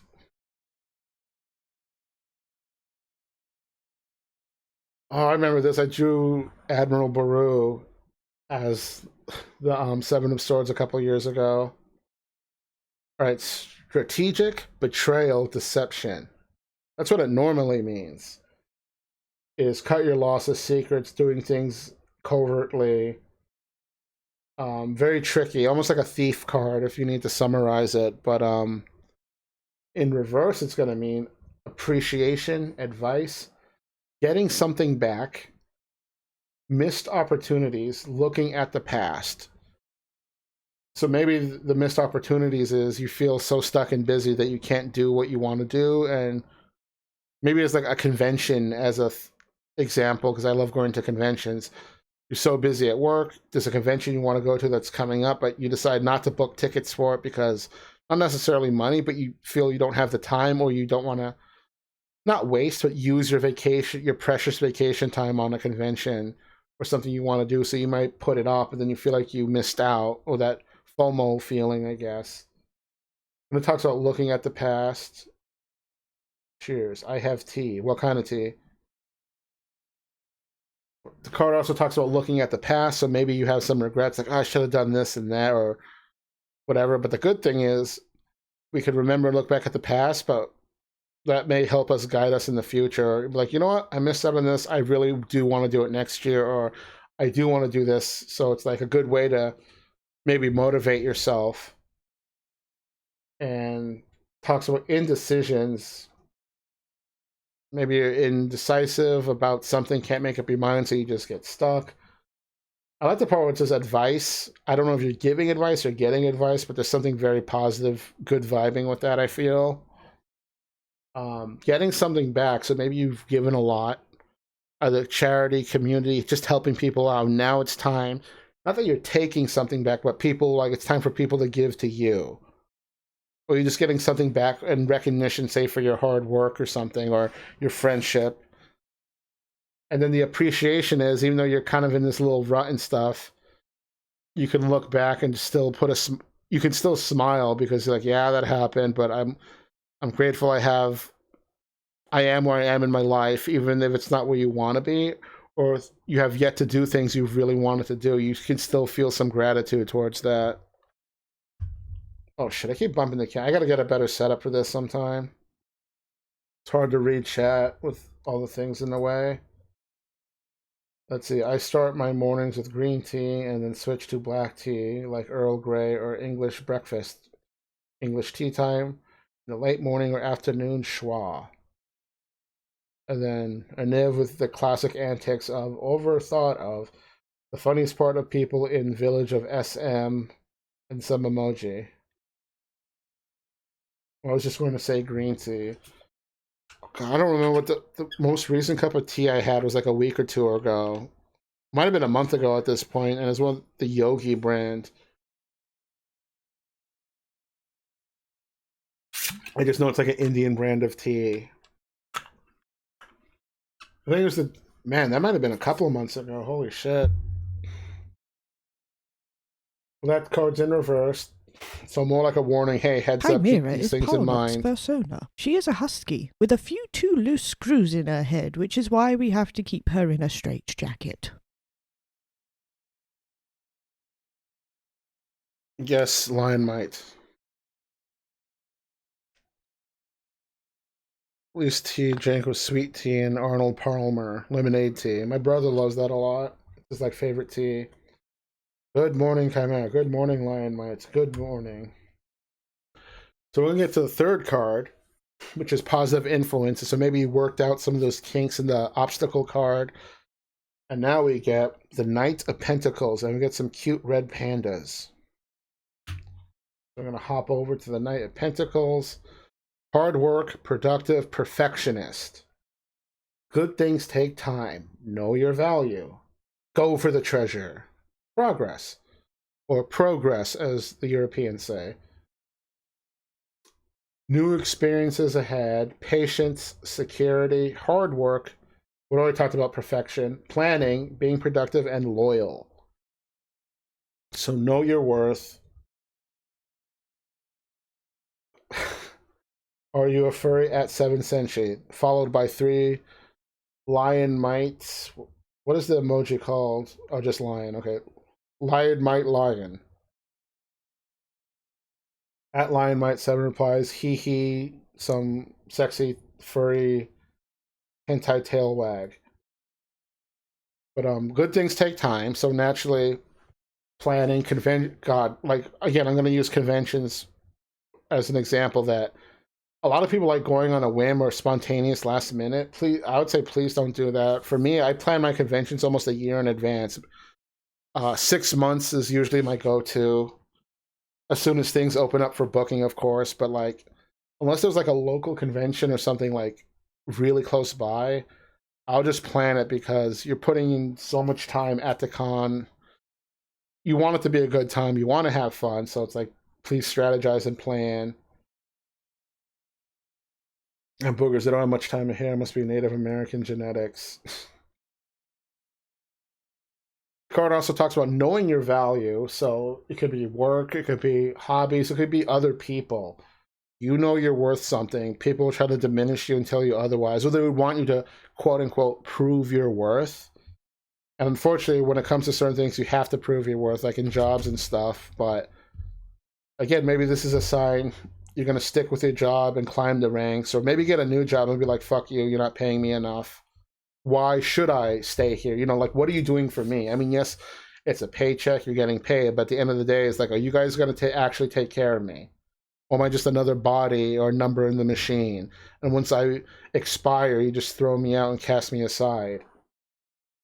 Card also talks about being productive, so that's always, to me, really great and awesome because I like passions. I like being productive. I mean, are there days where I feel like doing absolutely nothing? Yeah. Some days it's so hard to fucking get out of bed, both physically and emotionally or mentally, whatever you want to call it. So back in like 2016 or it might have been 17, it was so hard for me to get out of bed and face the day. But not because I was actually tired. I was just so emotionally exhausted and stuff. But the card also talks about progress and new experiences ahead. So that's really cool that you're not wasting your time. You're working towards something and new things are around the corner. And again, patience. So again, it combines with the good things take time. You have the patience this time. You have the security. You're putting in the hard work. You're going to be planning. You'll be more productive. But the big thing about this card I really like is loyal. I said this during another reading earlier that we all choose who we're loyal to. Being loyal to someone isn't, I guess a lot of people take it for granted, but we choose who we want to be loyal to, and we deserve people to be loyal to us, but at the same time, loyal is given, it's not really taken. It's something voluntary that we do for each other, maybe out of appreciation or as a thank you, but not the forceful kind of being loyal. Now let's read chat. Although I'd like to go to a Ren festival for the first time, eventually I will. What about Parlnock's Lament? I don't know about that line, mate. Maryland Ren Fair has been running for 40 years, and I have been to twice. I only been to one Ren Fair, and it was in New Hampshire, but it was very small. It's kind of cool. I've already been to it once. Okay, so that card was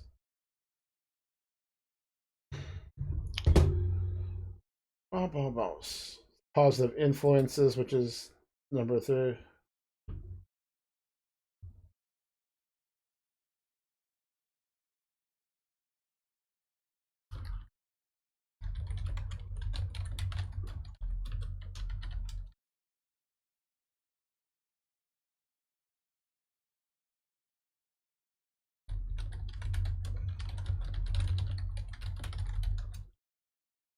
So I got a message there real quick. We're going to move on to the 4th card, which is the near future. Let's fast forward a little bit and see what we got going up. And we got the moon. And we got an Arctic wolf Welcome to the asylum. representing that. Enjoy your stay. Oh, look at that. Awoo. Thank you, follow. Hello. Welcome in. Jing 96. But let me pull up the moon real quick. And this again for the near future. Just a little fast forward just to see what's going on with you.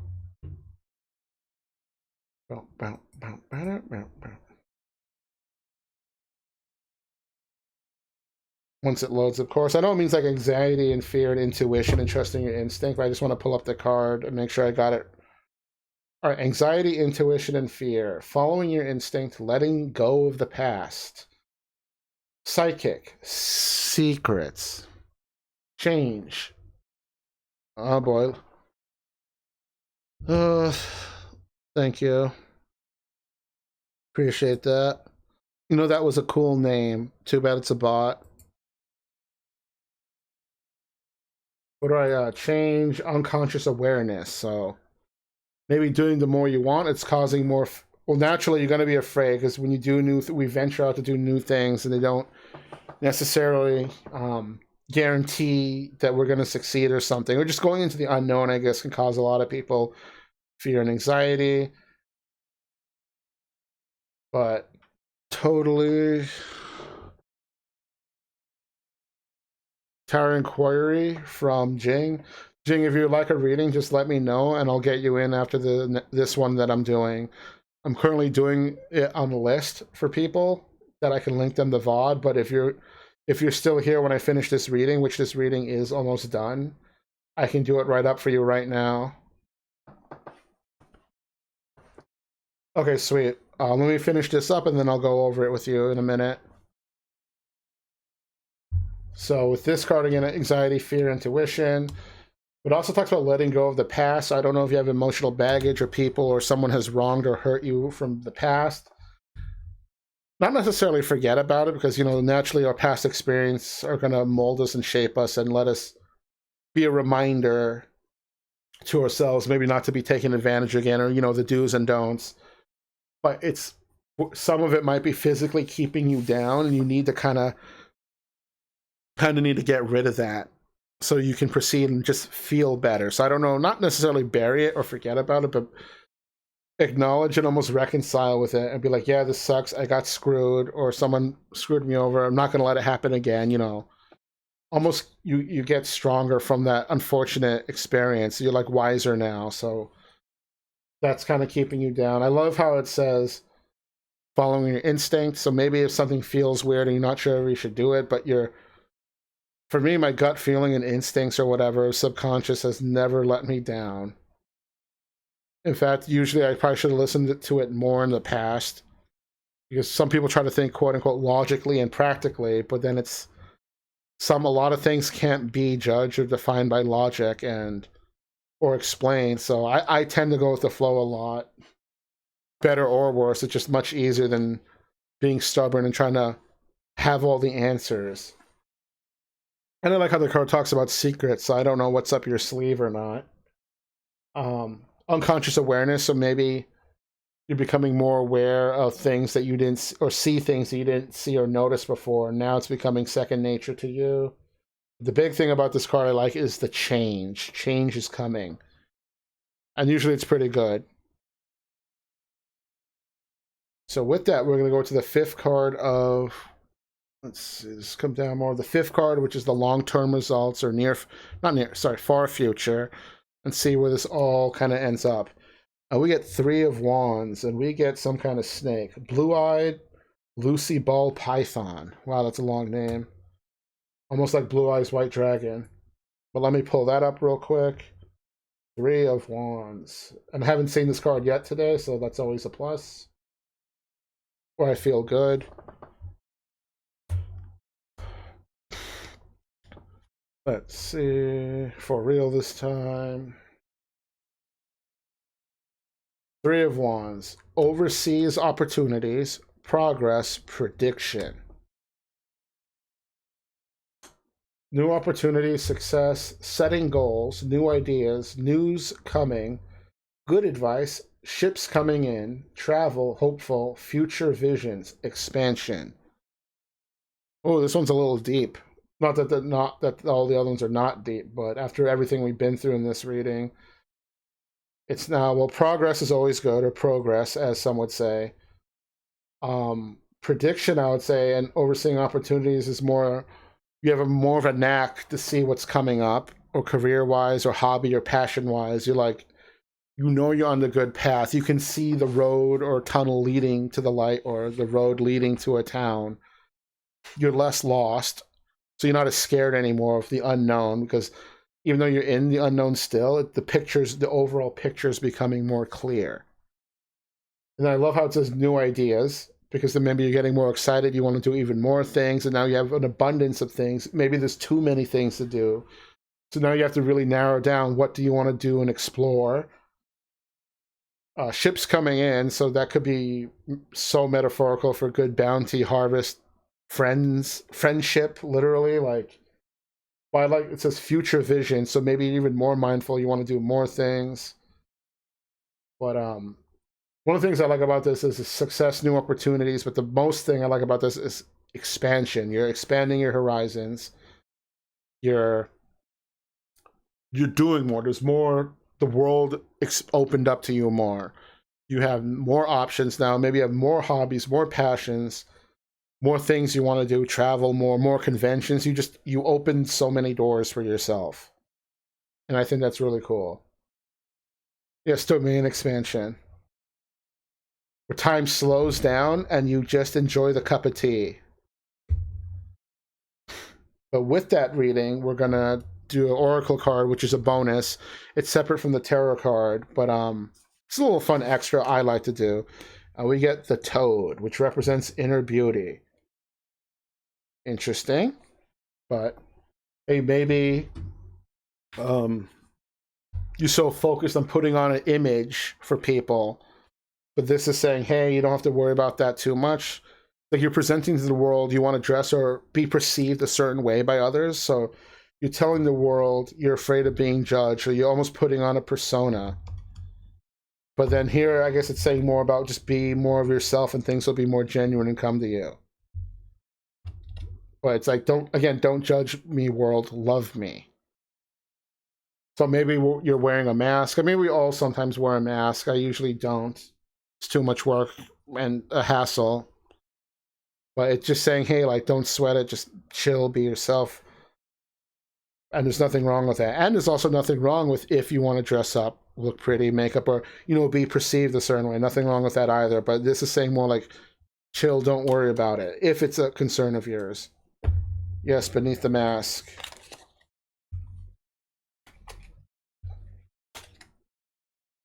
Do a big shuffle again. I'll change the music, and then I'll get to Jing's 96's reading. I just want to shuffle really good again. So now I'm like really paranoid if I'm not doing a good shuffling job.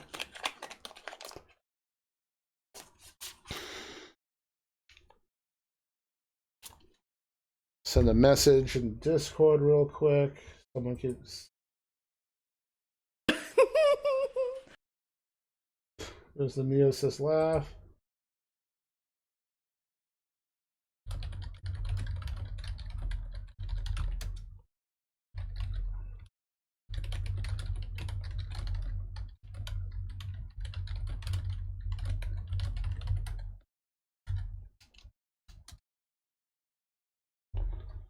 Coworker is messaging me something about workers' comp. What?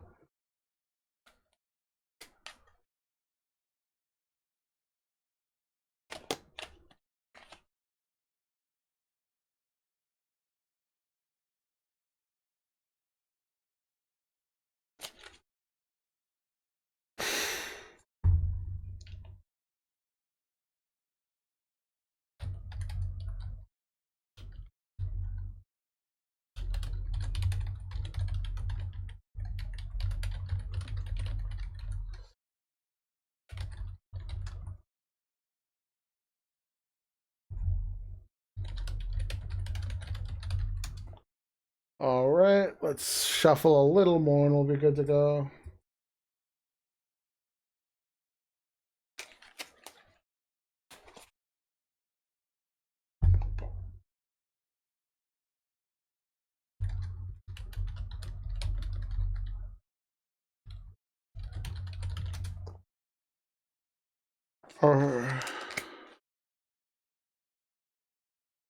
Sure. These are going to be more generic readings, but at least you gave me a little context. I'll try to keep that in mind when doing your reading. I do a 5-card. Actually, wait, I got to add you to the list real quick manually, just for my own record.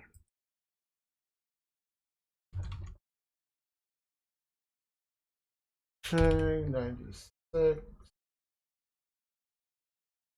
Incoming ad, so I will wait for the ad to start. I meant finish, then I'll start.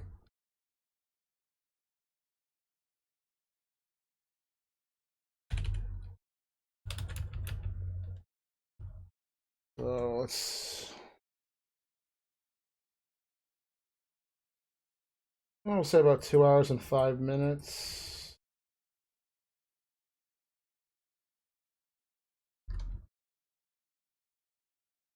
Something like that.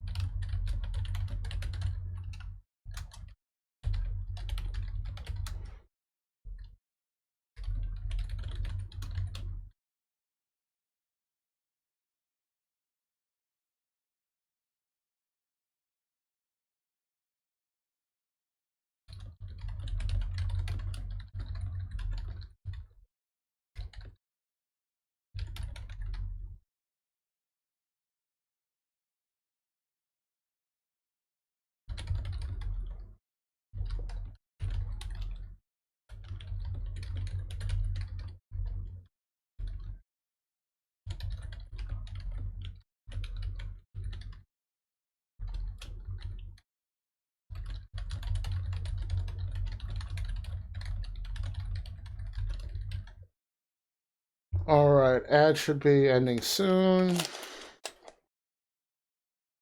Do one more big beefy shuffle.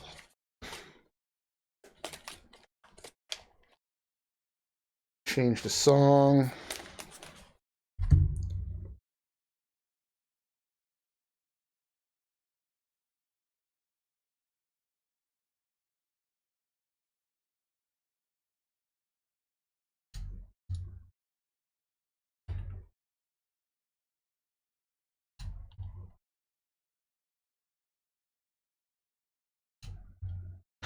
All right, let's see, what song do I want?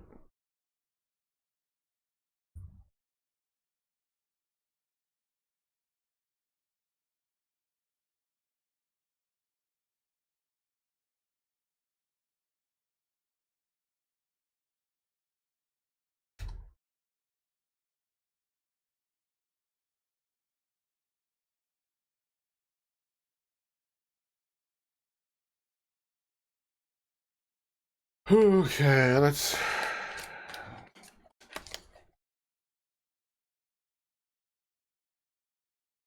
Oh, did I put on the wrong one? Whatever. I put on the concept covers sung by the voice actors.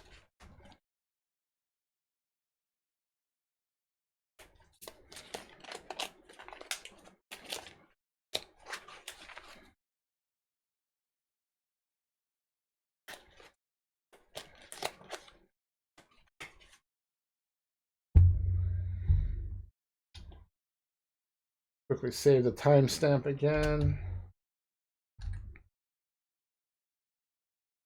Okay, and we're back. So Jing, 96. I do a 5-card reading. What is coming for you and Isaac is the question. Today's readings, I was not really doing questions, just more like a general reading, but at least with this reading, I'll keep you and Isaac in mind. So at least it may provide me a little more context. 5-card reading. First card, it's like your question or the start of the journey. Second card is the obstacle or maybe the bump in the road or something blocking you or something holding you back that you kind of need to overcome to proceed. The third card is positive influences. The fourth card is the near future, and the fifth card is long-term results. So maybe in some video game terms, we're starting a new file in like a JRPG game. Named your character, and then we hit go. So the first card is King of Wands with a Florida manatee, which that's been coming up quite a bit today, but that's okay. Let me pull up the wands. King, and I'll read the meanings to you, and then we'll slowly proceed.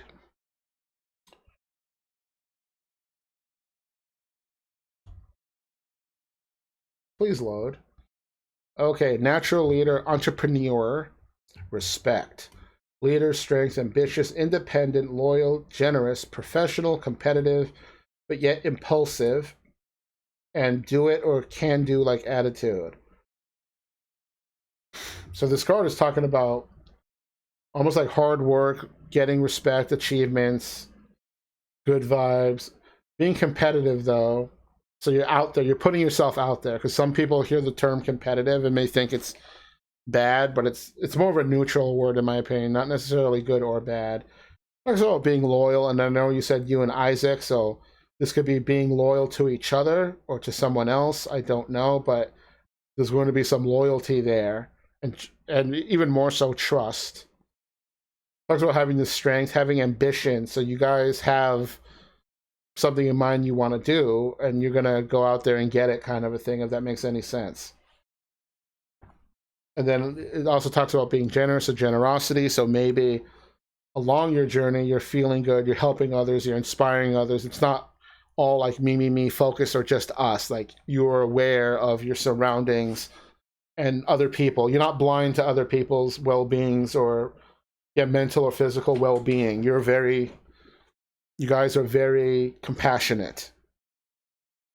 So the second card is going to be played in reverse and upside down, and those cards have alternate meanings. And there we get, where is it?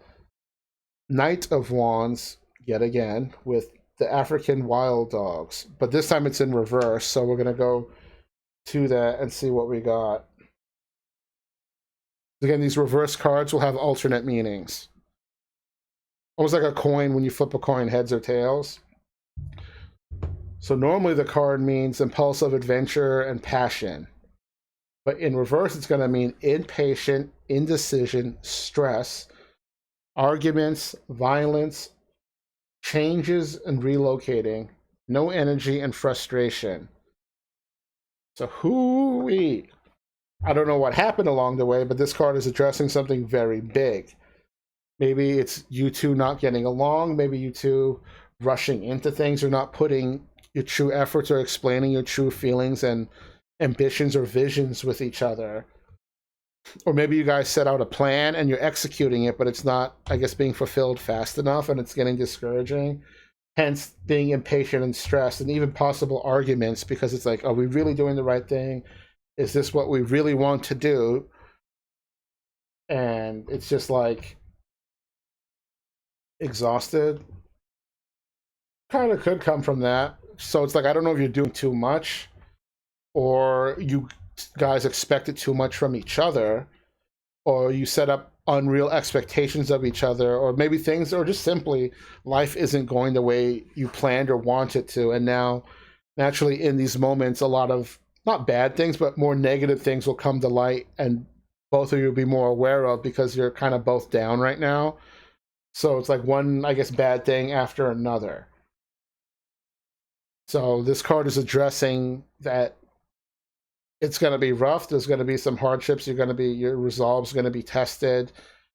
You too are going to have to find a way to make it work. If it's really meant to work and you want it to work, it's going to be rough. But get through it. Of course, it'll be better. But getting through it could be hell. You both may not know what needs to be done. Maybe it's a communication problem, an understanding problem, empathy problem. It could be so many things. So it's biggest thing is communicate and work and hash the stuff out and work it out and see what can and can't be done, what you're willing to do for each other, what changes need to be made, if any. Have a real adult talk and try to sort things out and go from there and see if you still can make whatever it is you want to work a reality, or if it's just you're chasing a dream. But again, that's just calling attention to that, almost like a warning that, hey, this could get in your guys' way a lot. So now, assuming you worked things out, you got through all that, you get to positive influences.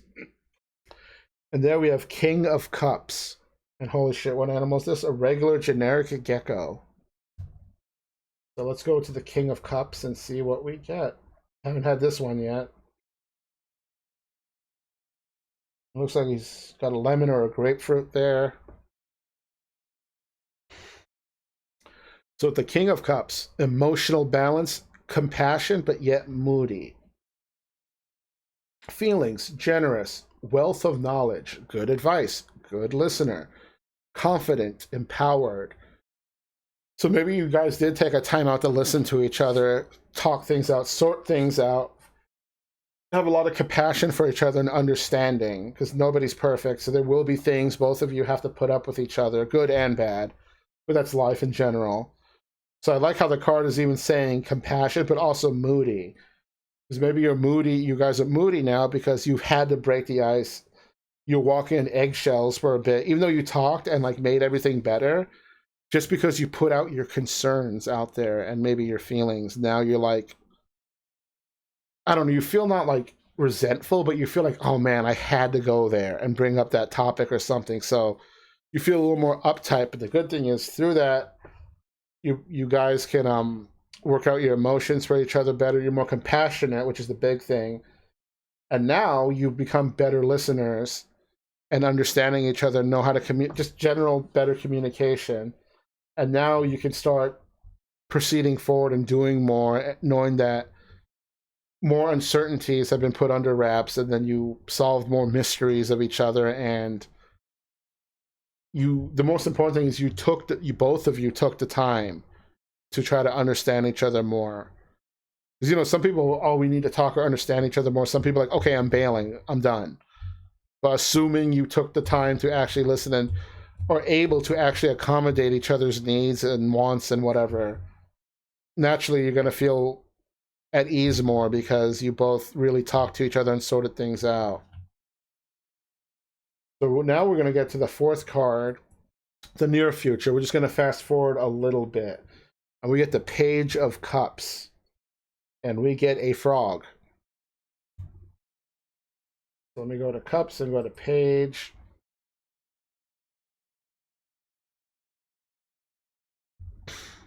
That really depends because I don't have the context of it, but see, when you say, do I need to back off a little, that's where you got to talk to him and communicate, because we can feel a certain way. I feel a certain way about someone. I know I'm probably bombarding them a little bit. I'm silently backing off a bit, but at the same time, I should just have a talk with this person and sort out any fears, because a lot of it can be in our heads. It could be completely true. I think the fear is that it's true, that we know we're bugging someone and we know it's true. So if we ask them naturally about it, they might say, yeah, you're bugging off. Can you back off a bit? Or they could say, where is this coming from? I'm unsure. But that's what if you want answers, you're going to have to ask those uneasy questions, and you have to be prepared for the answers.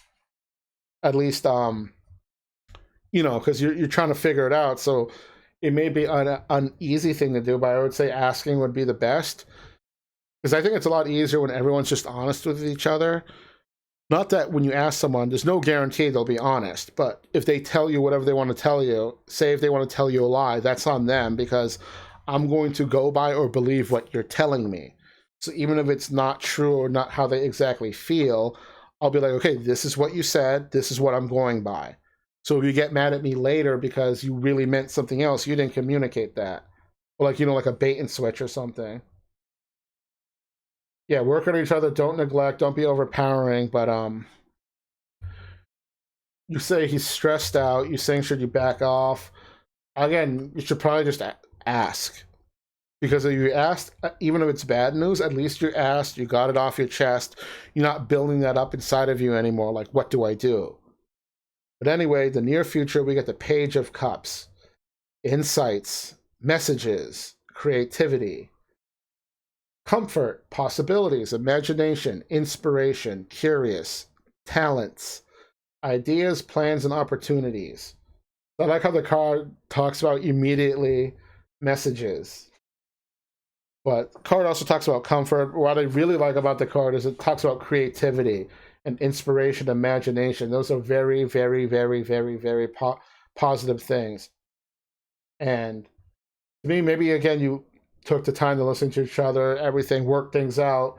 You guys can proceed with more in life of what you guys want to do. Either it be pursuing a relationship, moving in together, going to eat out, doing a project together, hobbies, passions, you name it, is things are happening. But again, it talks about possibilities and comfort. So you guys are blooming and popping with ideas. And I think that's a good sign, because maybe you really talk things out. You said, this is what I want to do. This is what you want to do. This is what we want to do. And you guys can work towards that now with your own talents. And whenever they talk about creativity, for me, I'm always going to gravitate towards artwork. But it's not just, bound to artwork. It could be anything. It could be crafting, music. You can find something you do, open like a coffee shop. Like, you guys have more possibilities now because you built a foundation on trust and open communication, and that knowing that your doors are always open for each other. Because I know when people get stressed out or in a mood or angry, they may be more likely to lash out at someone, say things out of more venting and frustration, but at least you both know the door is open to talk, like real talk, not just shooting the shit, but like real important, like we need to talk kind of a talk. You're both are always down for that. So we're going to get the long-term results, our far future card. And we get the 8 of Pentacles. And we have a pug. It looks like he's in a library reading a bunch of books.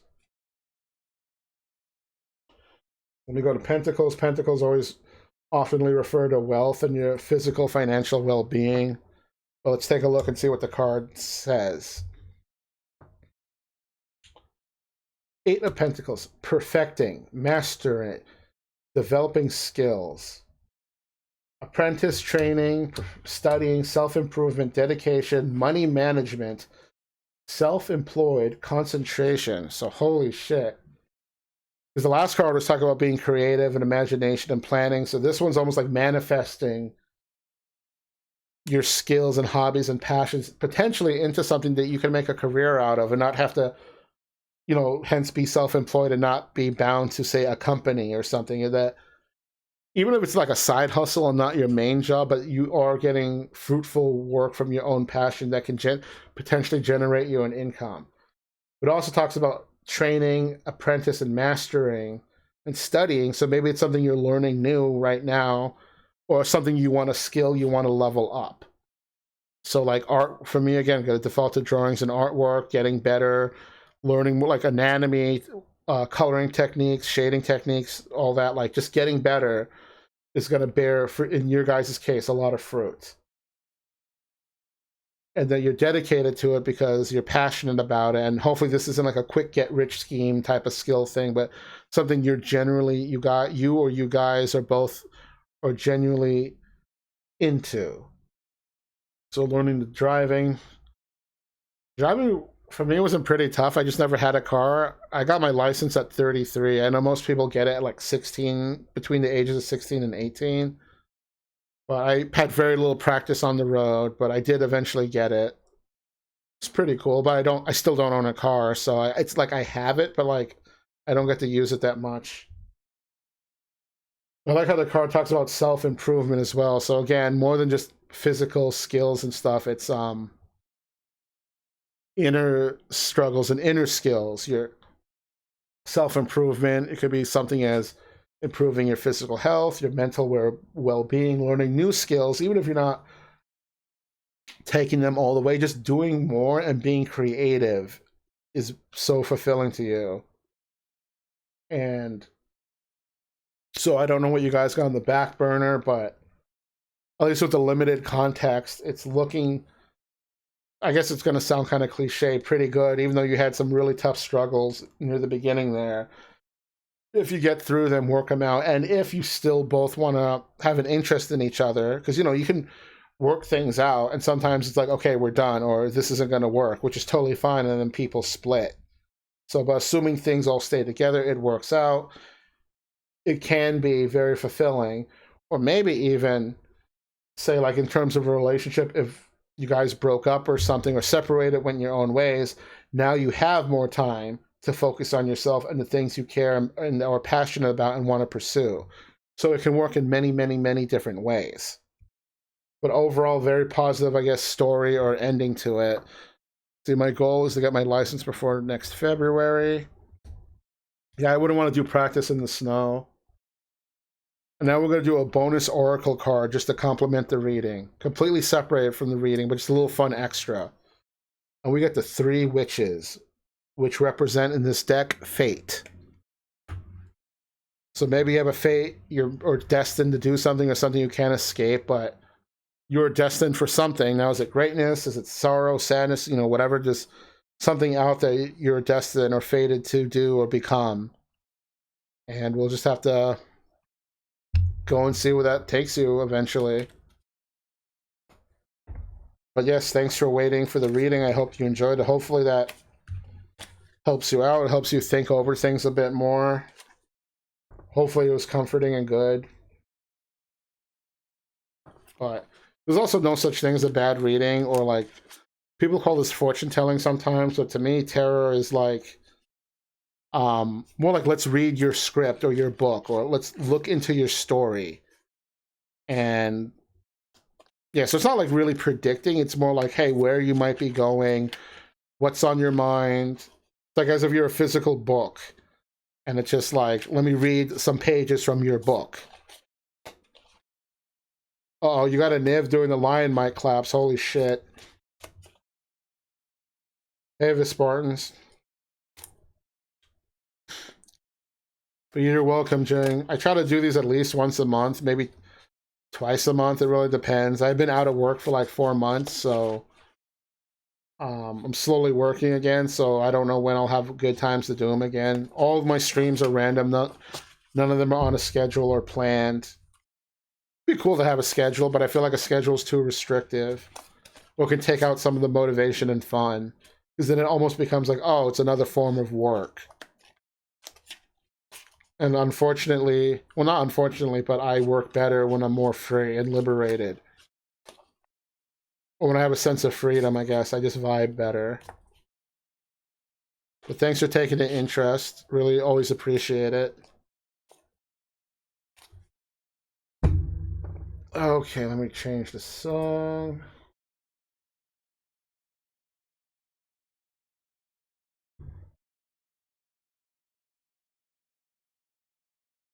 So Lion might. Did you know that last night Lion Maniac at Vesparan used Wolf Thunder as sleeping aid? What?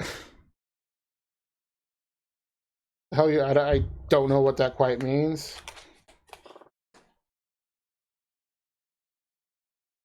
What does that imply? It implies that I've still not gone to bed yet. My Vesparan, I don't know, my feet and legs are hurting. I started work back on Monday. I left early both days. My feet and tendons and calves are killing me. And now I called out of work today because my feet were hurting way too much, and there's like a burning feeling where the incisions were made. But worst part is my like calf muscles or tendons back there are really tight, so it's very discomforting or hard to walk. It means Vespar tens thinks Wolf is boring enough to go to sleep too. Kappa face times 4. Yeah, I fall asleep to streams sometimes. Um, I usually fall asleep to Seven's streams because she's West Coast, I'm East Coast, so and I get up really early in the morning now for work. So I'll hang out for a few hours, but then I'll just lurk and stuff. But I'll be right back.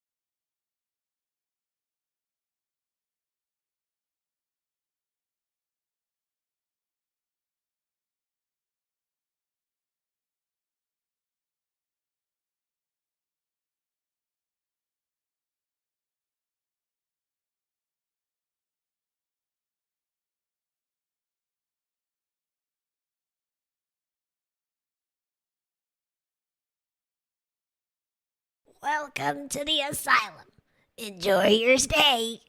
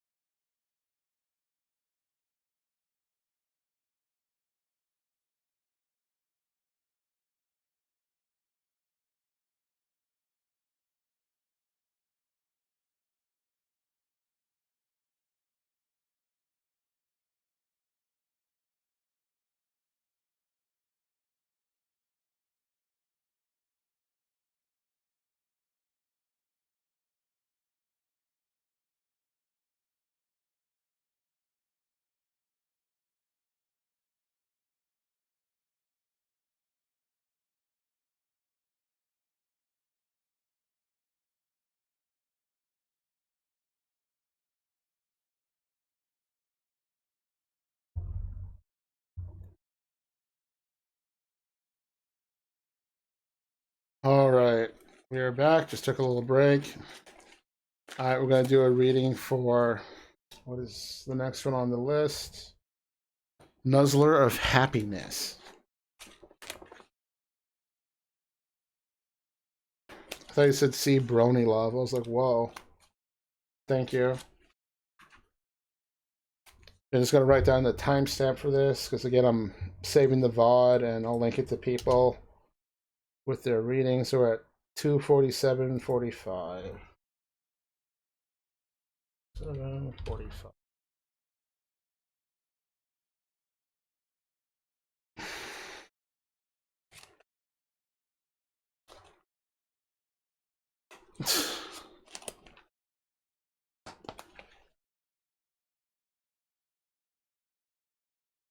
Thank you. Niv. All right, gonna do the reading. It's gonna be 5 cards. Second card is always played in reverse. And again, this is for Nuzzler of Happiness. And we'll get started. All right. First card we get, wow. After all that shuffling, we get it again, Knight of Wands. So let me go over that real quick. Where is Wands? Oh, that's Cups. We got Wands. Is that for the phone? Knight of Wands. Again, this is just the start of everything. It's impulsive adventure, or adventurous, I guess, passion, changes here, creativity, new experiences, relocation, travel, new ideas, action or taking action, athletic, optimism, adventure, enthusiastic. So I don't know if there's much of a change going on. I don't know if any changes are going on, but it's saying, always going to gravitate towards creativity. Don't follow babies. That's creepy. But new experiences. So maybe you got something cooking on the back burner, or maybe ideas you want to execute, and you're like, you know what? This is a good time to move forward with those plans. But naturally, it could lead, again, the card talks about being impulsive, that you want to do all the things. Maybe you have a lot of good ideas, and you want to do a lot of things, but you don't have the funds or means to do it. So that could be also discouraging, that you know what you want to do, but I guess in this case, let's just say like it comes down to money, you don't have the money to do it. And they're all like really good ideas, or maybe you just have a lot of ideas, you can't decide and pick and choose which one, so you're just doing the first one that catches your attention. But I really like the idea of relocation and travel, that you maybe, going to cons, permanently moving to a new home, or temporarily a new home. But I guess the big thing is you're optimistic and enthusiastic about the whole creativity. So with that, we're going to go to the second card, which is the obstacle, and that one's usually played in reverse. And we get the Empress. And what animal is this? Pomeranian. What? She gonna be upside down. And normally the Empress means good harvest, fortune, bountiful, divine, feminine, all that. But let me quickly click it and pull it up so we can get an accurate thingy on it. So it talks about beauty, nature, and abundance, but this is going to be in reverse, so we're going to get some alternate meanings. Lack of development, unused creativity, infertility, lack or lacking, depressed, neglect, and lack of comfort. So it talks about unused creativity, because the first card talked about tapping into the creativity and creativeness, that maybe you're doing some stuff not out of order, but like in your mind, you're like, I want to do this one. But in reality, maybe your calling or destiny or fate or something is for another thing. But you're so gung-ho and hyped about the one you want that you're not letting it naturally come and flow to you. And like, you're like, no, this is the one I want. And it's almost like you're fighting resistance instead of like going with the flow. That could lead to the uncreative or unused creativity, and then naturally you're going to feel lack of development and all that, and feeling down because you're kind of stagnating. Your heart, you maybe start questioning yourself, like, is my heart really into this? Do I am I really doing the right thing? Even though there's no right or wrong, it just everything is. But it's like, am I doing what I should or meant to be doing, kind of a thing? And then now you're just basically spiraling downhill because you're not sticking to your guns or doing what you're truly passionate about or care about, I guess. Not that you can only be caring about one thing, because you have so many passions, so many hobbies, interests, everything. It's not always just one.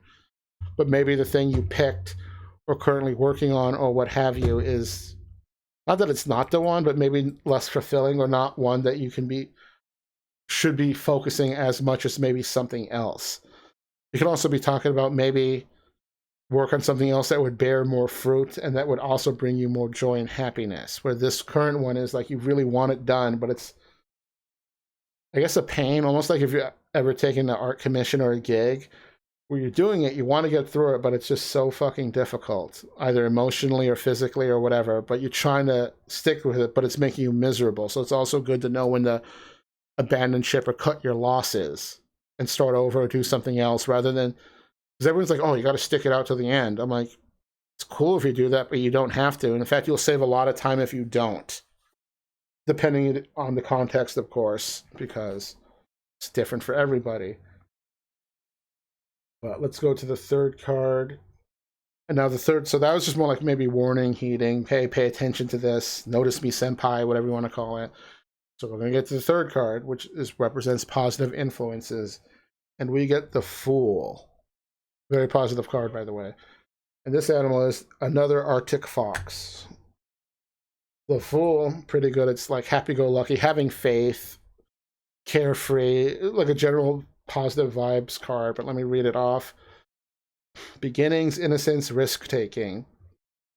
New beginnings, carefree, believe in the new you, take a leap of faith, openness, adventurous, spontaneous, fresh start, free spirit, enthusiastic, having trust and faith, opportunities, dedication, having what you need to get by or through, blind faith, naive but yet also prepared. Oh, this reading, let me this is for Nuzzler of Happiness. But I like it because the first card we had, the Knight of Wands, talked about being spontaneous, adventurous, and that. So I feel like this is a nice compliment to that. I like how it says new beginning, believe in the new you. So maybe you worked out the kinks of the reverse Empress, and now you've chosen maybe something, a course of action or passion or project or something you want to do that is more meaningful for you. Something you're into more, something you vibe with more, and it just feels right and flows a lot better. And that is gonna take risk taking because you felt uncertain about like your last job or task or whatever it was. But at least this one, you're going into it with a better attitude, hence the blind faith. You believe in the process, or I guess in a fun way of saying you believe in the science. And it's just huge because it's like going on a brand new adventure of something you're more into, even if there's less, or even if there's more uncertainty, it's something more that you want to do.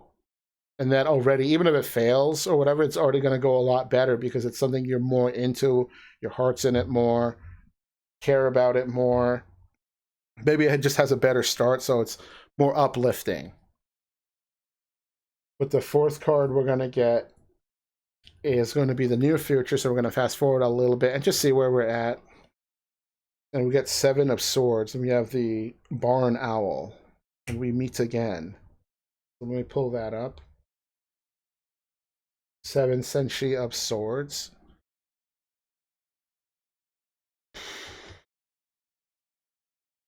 Strategic betrayal, deception.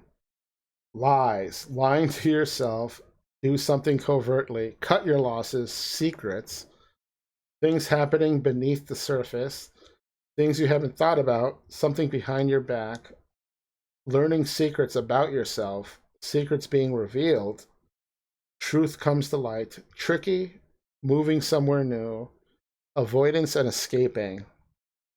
So looks like things are reviving, but along the way, maybe you found out again something about yourself you didn't know, and maybe you want to pursue something else now, or someone or something sparked a huge change in you, or realization, and now it's like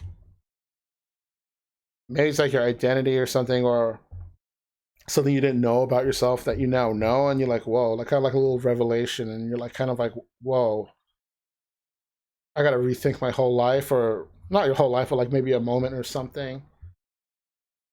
And I just like how it talks about a lot of stuff going behind the scenes, because with all of us and anyone, everyone, there's the face we put on for the camera, or when people socialize and stuff, they put on an act, or at work.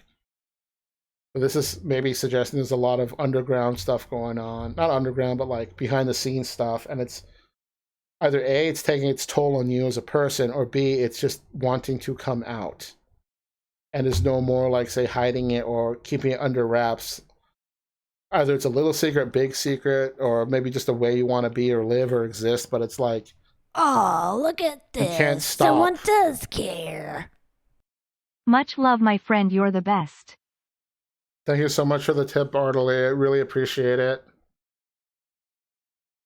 And how are you doing today? You have a day off today? So I'll get back to the reading real quick. So let's talk about secrets being revealed. So, like, I guess maybe a common way to interpret, or at least like use analogies and stuff or examples, would be, say, someone's gender identity with sexual orientation been living a lie. They're tired of covering it up, and they just want to be more. They want to be more authentic to themselves and everything, or yourself. Or it could even be like you have a terrible secret that you're afraid everyone's going to get out. Like you own, like in your basement, you have like a whole model train set, and you don't want people knowing. But then you get to a point where you're like, I don't give a shit anymore. Or you want to embrace your creativities and embrace your stuff.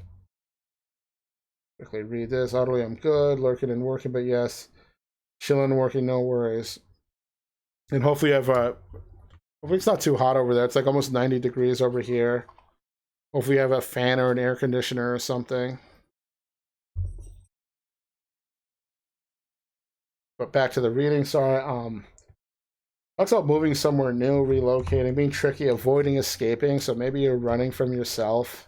Or it could be other people too, external sources, but maybe it's time to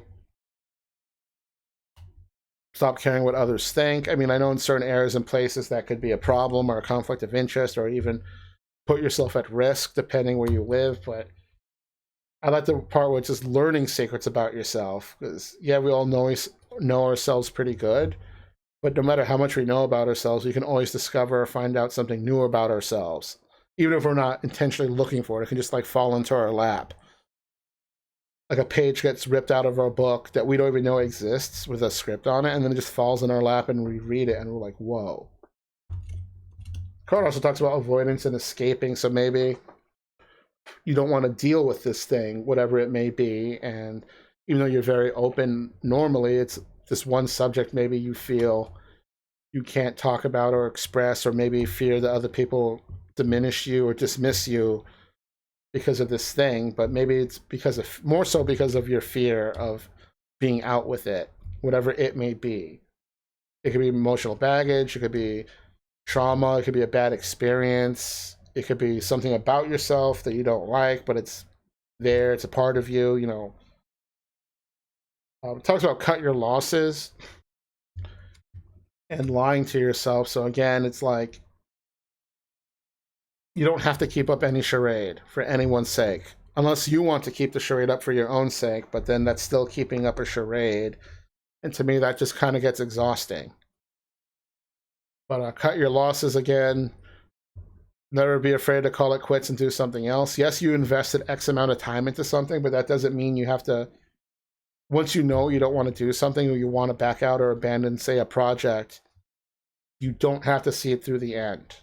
In fact, I again think it's more efficient to be smart enough to know when to call it quits and move on to something else, so you don't waste or further waste more time doing something or being a certain way or existing a way you don't want to be, that's not authentic to yourself. Many blessings. But again, we have one more card to wrap this up with, this reading, so maybe it'll help complete the story for us. And now we get the Eight of Swords with the Plains Zebra. We'll go right from 7 Century of Swords to 8 of Swords. And let me just pull that up again. I haven't seen that one for a few readings. Negative thinking, victim, limiting beliefs. So feeling trapped, disempowered, stuck, isolated, limiting yourself, lack of confidence, worry, unhappy, confusion, and critical. So maybe the thing that you've been hiding or running from yourself or whatever that physical or emotional baggage or fear, whatever those were, really crept up on you even more. Maybe you did try to work it out. Maybe you did try to accept it, but maybe you just couldn't quite reconcile with it. I would say get over it, but get over it sounds mean. But it's like maybe you didn't work it out, so now it's coming to bite you back in the ass a little bit more because you might have neglected to address this issue, and or maybe you did address the issue, but then you couldn't resolve it. And that's okay. I mean, it does suck if you can't resolve something like that, but maybe it's something that's a part of you and you can't truly purge yourself of it. But it's more like maybe you have to live and learn to live with it, or cope with it in a better or healthier way. I could see why it says feeling trapped, victim, negative thinking, disempowered, because maybe you tried a lot, legitimately tried and gave it a shot, but you just can't shake it. So you can't shake it or work it out or just whatever may be the issue. And oh yeah, Arterly, you donated. I gotta do super trivias. Super trivia. Okay, there's 10 super trivias. But again, maybe you didn't, or maybe you thought you dealt and worked with something, but maybe it didn't work.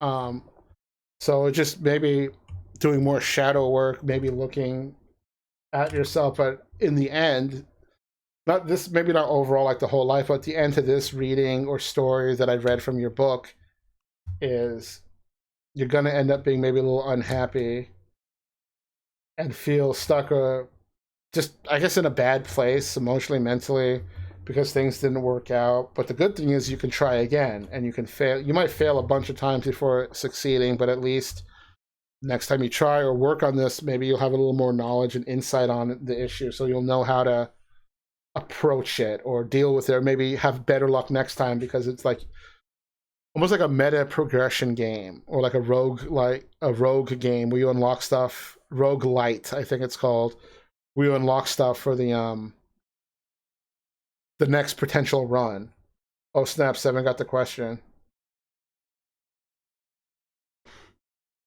But I really hope this isn't discouraging, because again, there's no real such thing as a bad or good reading. It's what we make of it. But I feel like this is more like advice to say, hey, your story is going in this direction.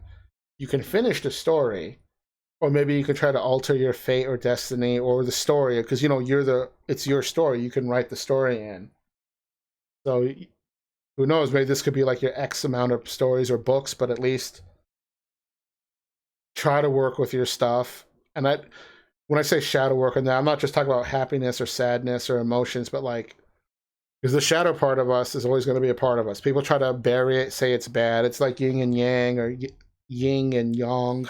I say yang. Well, heads or tails, the Pisces fish, whatever. But people often neglect the other part of themselves, and they bury it, and then it comes back to manifest and bite them in the ass hardcore. Where I think people need to acknowledge this. We'll even call it negativity, is a part of you. You can't get rid of it, so deal with it. Learn to live with it. Maybe embrace it a little bit. You don't have to feed into it, but know that it is a part of you. So if you're trying to bury a part of you, you're going to have a very unfulfilling life, I feel like, because you're technically always on the run from something. And for me, that's too hard. At least if it's like personal stuff. Like if you're on the run from a person or stalkers, I mean that's obviously different. But if you're constantly running from yourself, sweeping a part of yourself under the rug, it's just I don't know. But let's take a look at an oracle card for you real quick. And we got Helena Petronovna Blavatsky. Don't know who this is. It's a witch, apparently. And it represents fraternity. So maybe the answers you're looking for are in a sense of community, beyond yourself, or maybe your calling might help come from bringing others help and joy. I mean, naturally, we all want to take care of ourselves first, but maybe this one's like, not think outside the box, but think more highly or more think more of yourself, give of yourself, but not for the sake of, oh, I'm going to give of myself just because I want to give, but just you naturally want to give and help others as well. But yeah, that was I would say one of the deeper readings today, because a lot of them had a similar theme, but this one had a very more unique story to it, which I thought was interesting. And again, I'm time stamping these and writing them down, so if anyone or the people on the list want to watch the VOD, they can. It's cool if they're here live, but I know some people feel funny about getting a live reading because they're vulnerable, they're giving they're giving information of themselves, and I know not everyone's down for that. I do as well do private tarot reading commissions where I dig a little deeper. We have a discussion about it, and yeah, I also do tarot reading commissions. And those ones can also be private in like a Discord call or something. It's the same setup, but it also becomes a discussion about it, and then the person I'm reading will also fill me in after the reading. So you can give me more context to it, and then we can even dig even deeper after I know the context.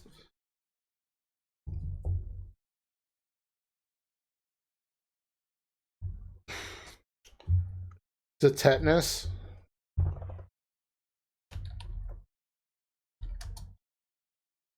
No.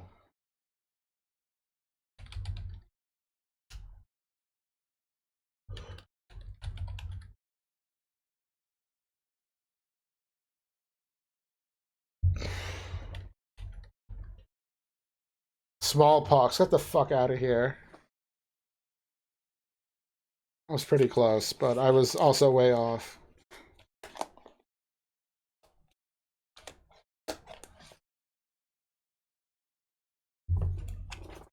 But that was good. I gotta go on to the next reading for Onyx Ointment. Interesting name. Monk. I don't know the name of the pianist. Alright, what am I at time? We have 3 hours and 10 minutes. 3, 10, 20.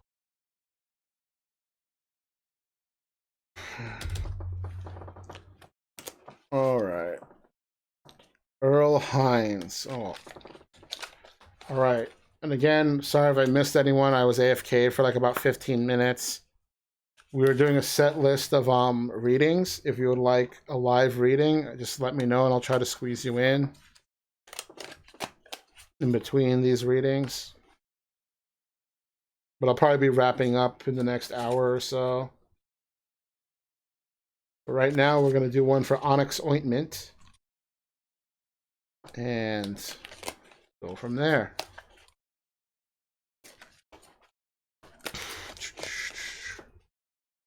Okay. Deck down. Again, first card we get is King of Wands. That has been coming up too much today. But I have no control over this, so...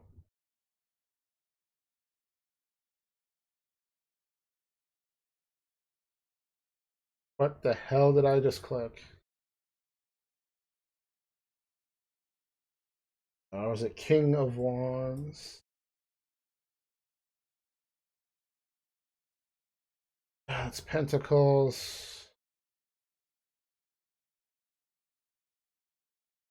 All right, King of Wands, and we have the Florida Manatee.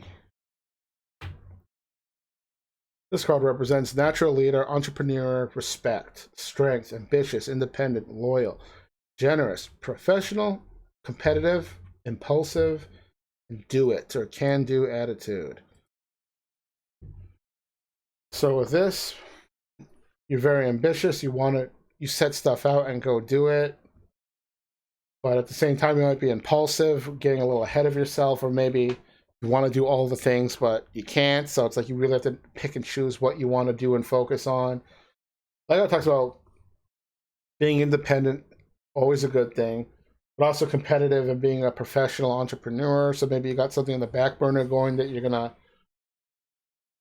work on, hobbies, passion, artwork, or something, and bring it to life. Or maybe you just get simply like a cool job and more stable security, and financial security always a plus. Talks about being loyal, and of course we choose who we are be loyal to. It's never something forced upon anyone. Card talks about generosity, so maybe you're getting a better position and now you want to help fuel or fund other people's projects, remembering, oh man, these people helped me in the past. Or maybe you see an artist you like and you just want to help them out. Like, here, have some money, keep doing what you're doing. But as a thing of appreciation, not like I own you or I pity you, I'm better than you. It's more like you just want to help out. Do some good natural charity work.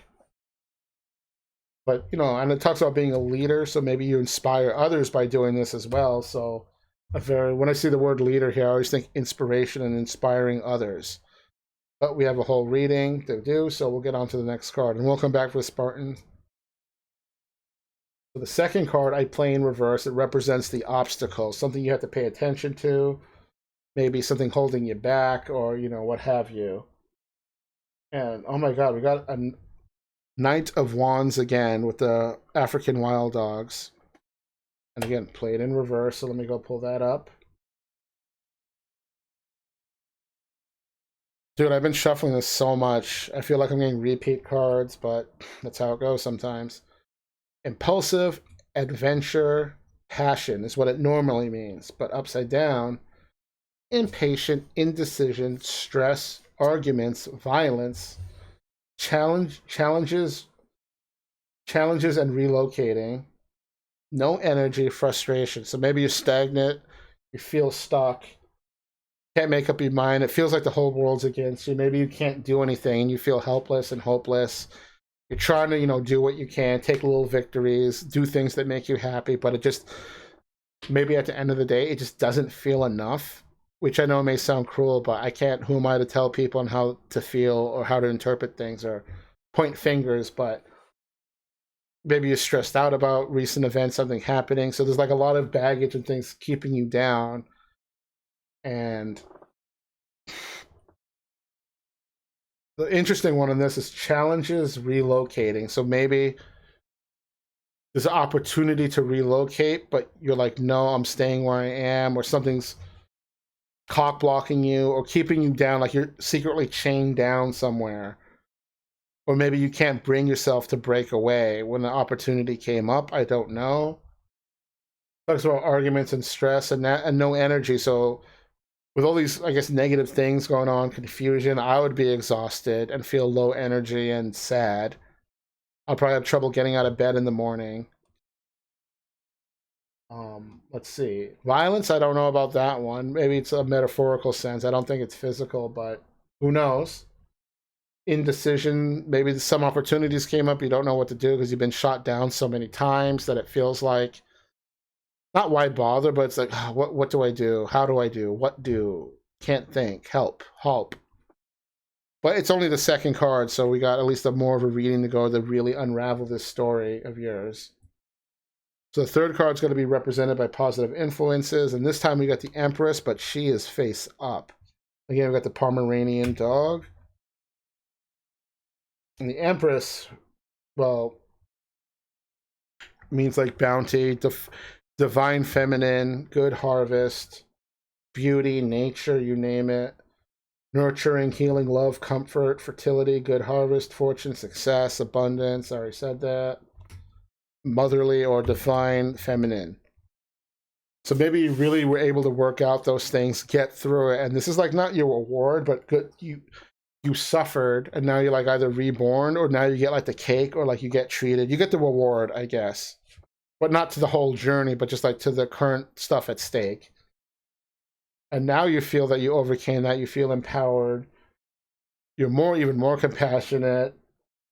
You're other people's comfort. People can lean on you, but not out of like, oh, help me, I need someone to lean on. It's like you naturally let people know, or you give people that sense of comfort and safety and good vibes that you can come to me, type of a thing. It talks about good harvest and fortune, so maybe things, if they were bad, are turning around, and things are looking up, either job, mental health, physical health, maybe more creativity, getting back into something, doing more again of what brings meaning and happiness to you. And maybe you're always doing that before, but maybe now you can do it a bit more clearer, or something was like mentally blocking you or lacking motivation. Well, now you are the supply of motivation to not only motivate yourself, but motivate and inspire others as well. So you're just like the shining beacon now, which is pretty cool in my opinion. But we're going to get to the fourth card, and it's going to be the near future, and see what comes up. Let's pull it up. And we get the Star, which is a very positive, good card. And we have the White Fox as the animal. All right, so I really like this card. Most people might know it from anime because of like JoJo's Bizarre Adventure. You have the Star, which is Star Platinum, JoJo's Stand, or Yu-Gi-Oh, or Persona, or anything that uses tarot cards as a concept. The card Hope, Faith, and Renewal, optimism, trust, confidence, reflection, talent, fertile, as some people would say, peace, guidance, and wishful. So this card is almost like a new hope from Star Wars, or something just to completely rejuvenate and revive your trust or hope in this sense. Or like looking up, like you can see the light at the end of the tunnel, things are looking good, people can believe in you, you can believe in the world. So I'm really happy that the optimism and trust and confidence is building up. But again, no one's perfect. You had maybe a lot of flaws or baggage you had to work out, or just, say a rough life. So it's not like you forgot how you got here. But it's like, I did come here. I didn't do it alone. I was inspired and helped by others. And I also helped and inspired others. So it's just general good vibes in all directions. And now you're at a much better place emotionally, mentally, maybe even physically. In a better place, and now things are just really looking up, and we'll see if they continue to look up. So the fifth and final card is played in the center, and we get the Page of Swords, and it has a Kermode or Kermode bear. I don't know, or it's maybe a foreign word to me. Kermode bear. Just looks like a white bear to me, but who am I? And that was Page of Swords. So let me go to... And we haven't gotten this card today, so I always get pumped. All right. The Page of Swords. Ideas, potential, and inspiration. Fuck yeah, inspiration. Let's go. Passion, excitement, enjoy life, good news, courage, enthusiasm, resourcefulness, new ideas as well as ideas, and just general growth. So this is a beautiful card to end this story on, because you're full of ideas, you're doing stuff, things are looking up, you're more happy, you're flowing with life better, vibing, everything's just feeling better. It's like as if you had stuffed sinuses, and then you unstuffed them or unclogged them or ate some peppers or something, and now you can breathe clearer. You feel uplifted, like burdens lifted up off your shoulders. And it's almost like what says inspiration and potential. Now you're flowing with ideas, and again, I'm going to always gravitate towards art and artwork, and that you're overflowing. You want to draw or craft or do all the things, but this time there's no fear or confusion or like, how do I do this? Like, you're just going to do, you're going to go, okay, I want to draw this picture. All right, let's get it done. I want to craft this thing, or like woodwork, I'm going to get it done. Like you're overflowing with passion. It's like a cup you're filling with liquid passion or passion juice, and it's just overflowing. But it's, it's technically getting wasted. No one's drinking it. You have like this infinite supply, and it's not just for you to drink, it's for the world to drink. So you have passion not only for yourself overflowing, but it's like share the wealth. It's like take a sip of my passion and you too will get inspired. But not because of some ego thing. It's just you're naturally super happy. Almost like, I guess, figuratively speaking, like the happy Buddha statue or the lucky Neko cat statue and stuff. Like you become a shining beacon of inspiration and happiness, but more so in an artistic way of all that stuff. So I think that's really fucking cool. And then, so that's it for that reading, but then we're going to use one oracle card just to complement your reading with. And we get Parcellus, or whatever, interconnection. Paracelsus. But, interconnection. So maybe that's your inspiration and stuff in the tarot reading, flowing into others. Knowing people, knowing empathy, compassion, looking in yourself and others. You're just, I don't know how long this journey is going to take, but once you get, I guess, your mojo flowing and get back into it, you're just going to be a bundle of joy. I don't know if you ever watched One Piece or know what's going on in the arc.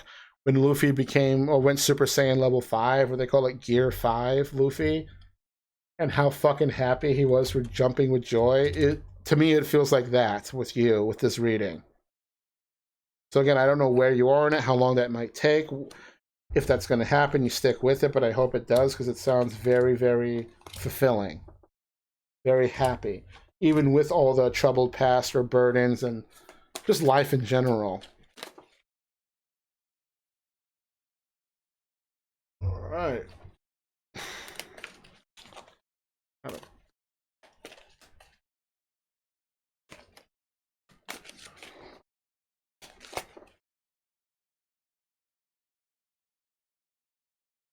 Outplayed. That was a really positive reading. Yeah, that one ended really... Not that there's a perfect or bad or good or ending, but like just the cards that led up to it, like it made me feel very proud and happy. But also that's just from the meanings of the cards and the interpretation, but I thought it was pretty damn cool. I got a couple more. Let's see. Let's change another song.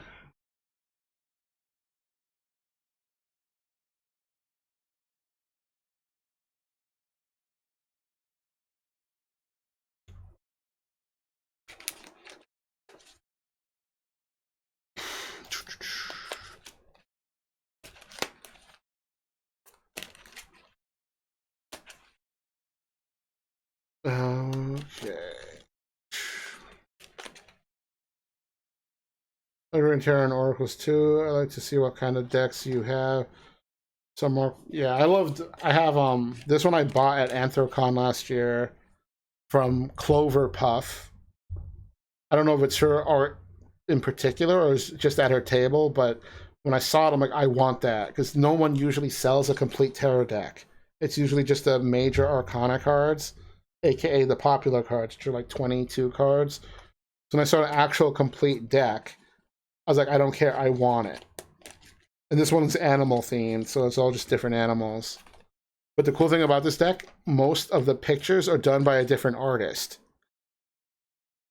So it's not all made by the person who put the deck together. I don't know if it's crowdfunded or like a group thing, but most of the cards here are each done by a different artist. So I thought that was really cool, because then you also get different styles.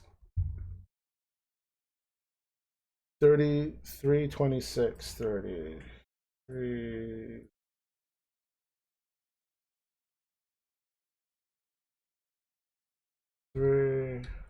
36. All right, this reading is going to be for a third eye angel. So we'll get right into it. Check a little more because I'm always paranoid with the shuffling. And I still hope to make my own complete deck. Last year, I think I made 2, or this year, I can't remember. I did make a couple more cards recently, but I'm only working the major arcana. Once I finish that, I'm going to work on each minor arcana suits. But it's a long process for me. It's like a career or like life-term process. So it'd be cool if I finished it this year, but honestly, it might take years for me to do. Because I got to balance out the inspiration, the artwork. Have to be in the mood for it. Time has to be right. All that stuff. All right, so we start off Third Eye Angel's reading with 10 of Swords, and we have a black cat, and the cat is in the rain. It's a little sad, but you know, hopefully, card will have better meaning. Let me pull that up. 10.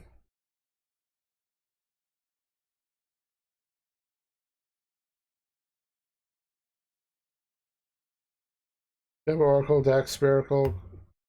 I'll let Baron read. If not, I think you like that one. No, the Oracle deck I have is Oracle of Novice Witches. Written by Francesca. And art is by Eliza. Well, this is the Oracle deck box. It was gifted to me actually by Otterly Music last year. The artwork is really cool on it. Hey, Chipperdoodle. But yes, the 10 of Swords. Wounds, loss, endings, crisis. Oh shit. Repeating patterns, stuck in old patterns, cycles ending, feeling defeated, change, time to let go, negative thinking, loss, wounds, and pain. Ooh, this is a pretty heavy card, and I can see why the cat's in the rain and crying, it looks like. Ooh, pretty heavy card. But that's okay. Anyway, so it talks about loss, endings, crisis, wounds, so maybe emotional baggage, things in the past, kind of being a bother. But that's okay because you are... So let me just fix something real quick. That's okay because you can learn lessons from these. You can try to work with it. So it talks about stuck in patterns, repeating patterns. So maybe you're making some kind of mistake, or like there's a lesson to be learned, but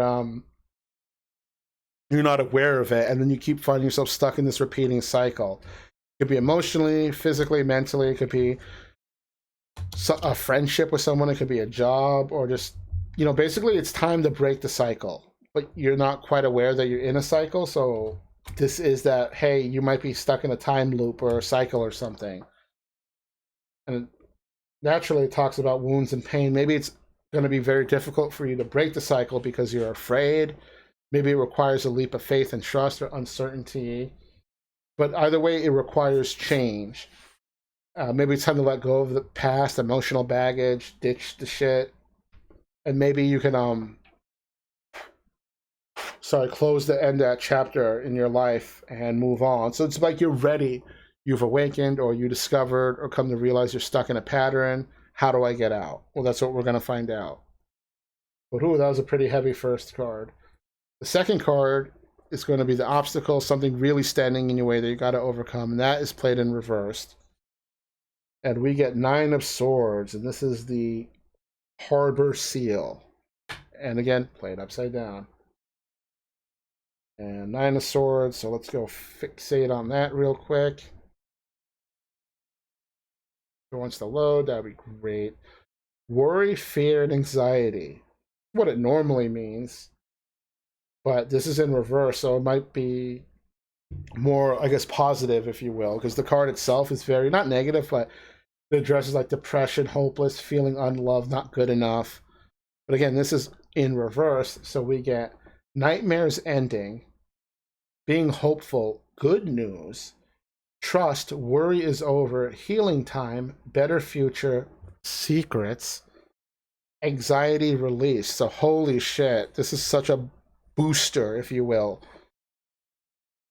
Because maybe by breaking the cycle, you're ending the endless torment and nightmares that have been repeating or you've been stuck in. And naturally, that's going to make you feel better, relax more, flow better.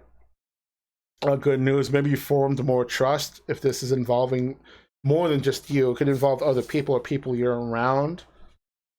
It's time to heal and pick up the pieces, but again, this is played in reverse and referred to as the obstacle, but maybe because of the nature of the first card and second card, the first card is really the obstacle. And the second card is just like, no, man, you purged, you got through all that shit. Now it's time to recognize and heal.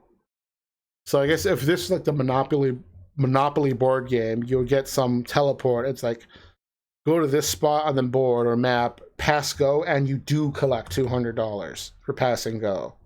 So it's almost like not a freebie, but it's like the real hurdle and challenge is behind you.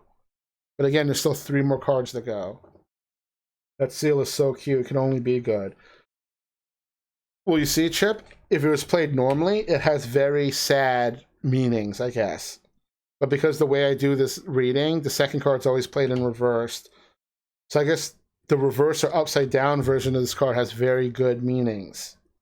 But normally if you got it like this, it would mean very much sorrow and sadness. But because it's in reverse, it's going to have upbeat.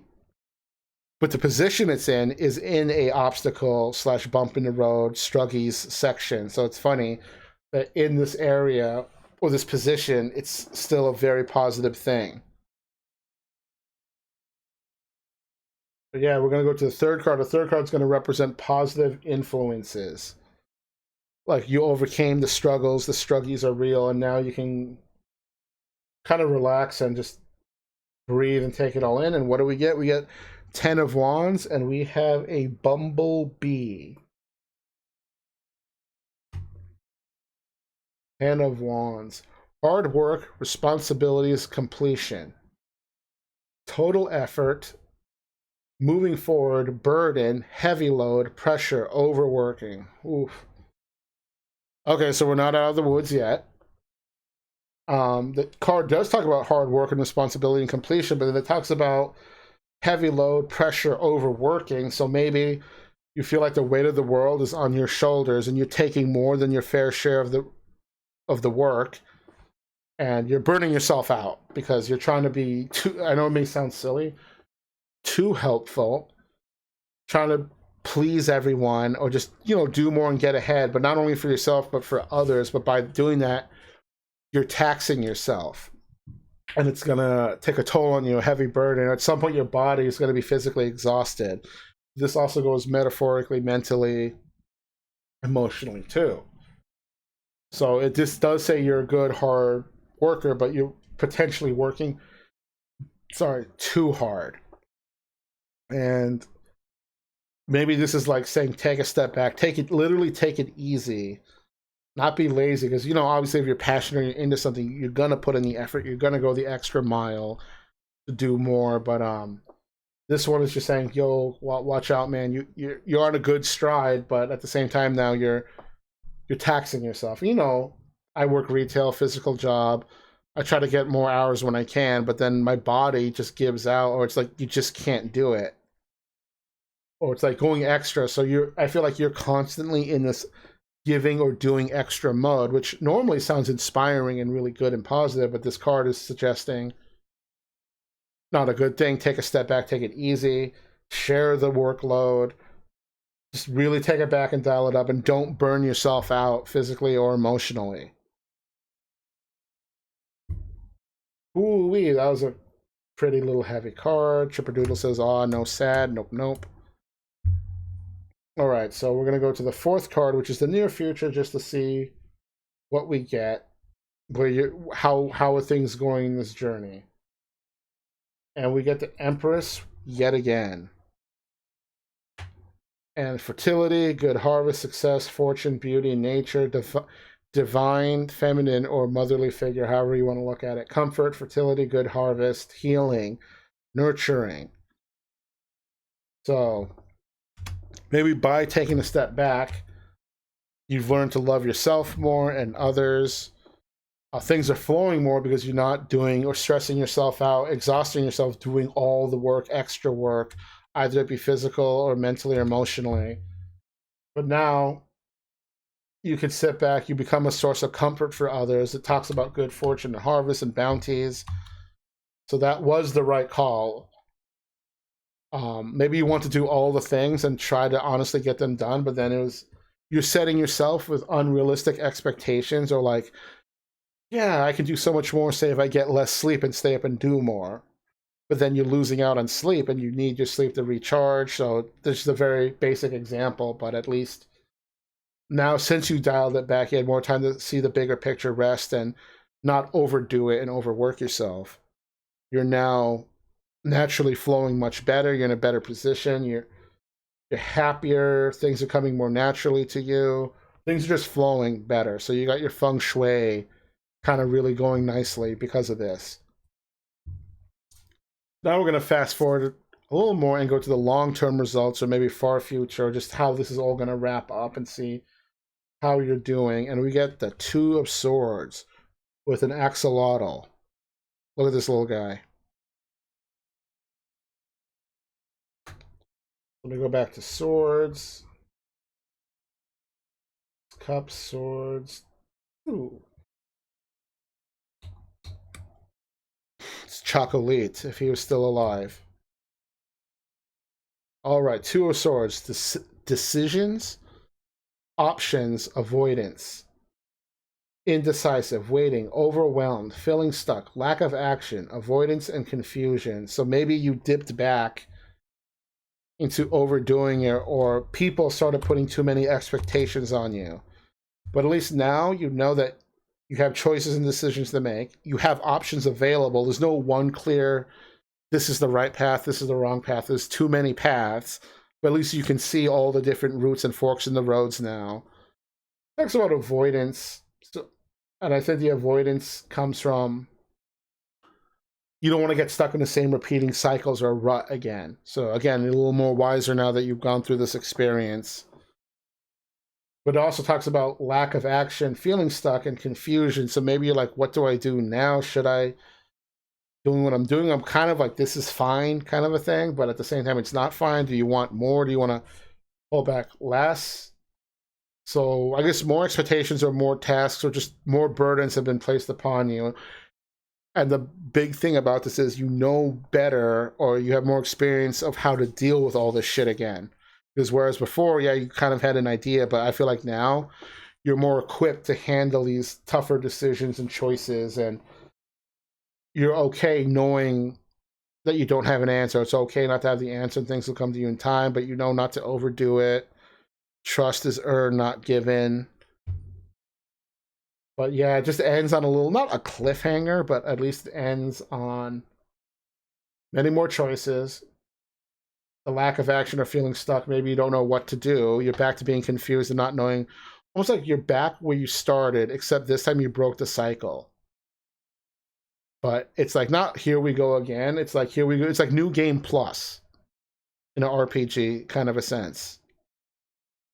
So you go through the journey again, or whatever, but at least you have the knowledge, I guess, of the game and the bosses and all the enemies and the items and everything, that you're more equipped to deal with these situations. But let's see what the Oracle card has to say about this one. Grimoire. Study. Oh, that's cute. Okay, so maybe go back to your roots, basics, learn more, level up more. Or in this case, a spell, because, you know, it's a grimoire, summoning.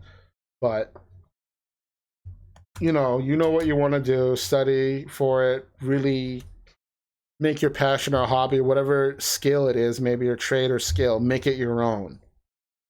Really wow the world with what you're going to bring before the world. You're going to wow them with it. You're going to the lab. You're going to be working hard and efficient on stuff. So that was very interesting. Thank you for that one, Third Eye Angel.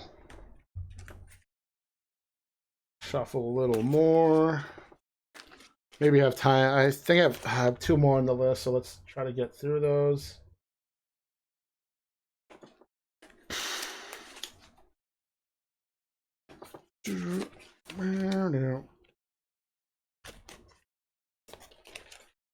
Hope everyone's having a good day. My piriformis is kind of hurting.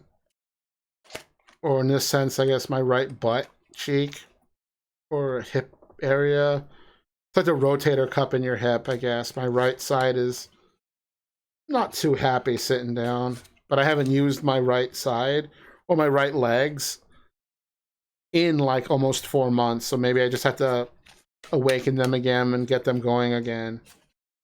I'm hoping everything kind of normalizes by July because it's getting really hot. I can't afford too much to keep skipping out on work or cutting my shifts back. And I also just want to be normal, I guess, more normal again and just back to it because I love taking walks and talking and going around. And yeah, I like doing stuff. I like existing.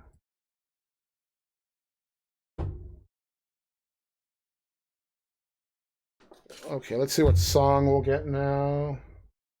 Feel better soon. I'm doing okay. I got my trip scheduled for sure, finally. Nice.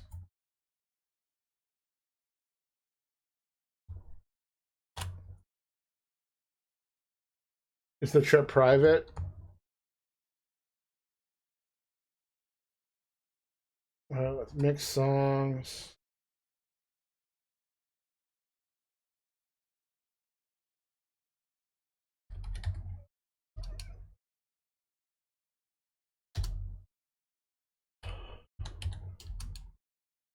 Here we go. A little lo-fi mix version of Lost in Paradise.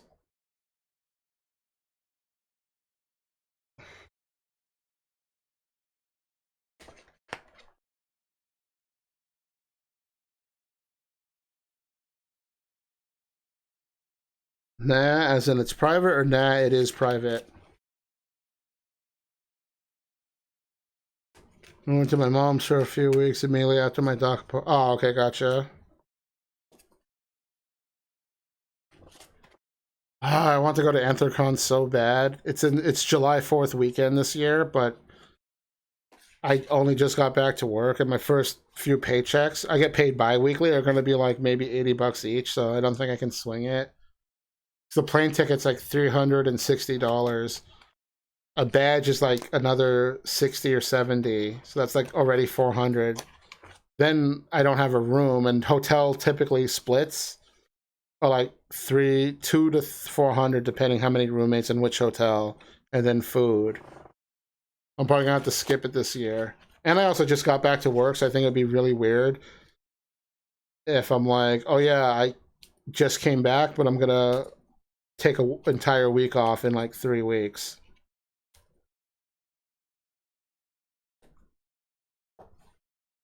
And that convention's in Pittsburgh. By the Steeler Stadium. Little waterfront area. Planning a swimming trip with my sister, bro-in-law, and nephew. Lotion up good, or the sun eats me alive. So when I go out, I either have to bundle up with clothing, like go into desert mode, or I have to really apply a lot of sunscreen everywhere.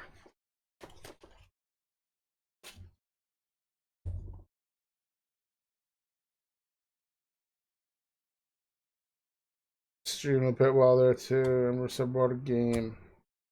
Atmosphere board game. Okay, next we're working on Gambler of Depression. That's a interesting name, but 346. Type that in. 346. 15. SPF 50. Yeah, what have I been using? I think I even bought 80, SPF 80 one time, because I'm like, I am not fucking around. And I buy the sports ones that you spray on. I do still have some lotion ones because they rub in better, but then you feel greasy. So I like the ones that I spray on. The only thing is you really got to be careful with those because you don't want to breathe that shit in because it can kill you. I also got the water sport one, so when I go in the water or swimming, it doesn't come off as easy. Oh yeah, Gambler of Depression. Let's go. All right, 5-card reading, second card in reverse. So we're going to start your reading with Page of Pentacles with the lap rabbits. Look at that. So I go down to Pentacles. We've seen these guys quite a bit.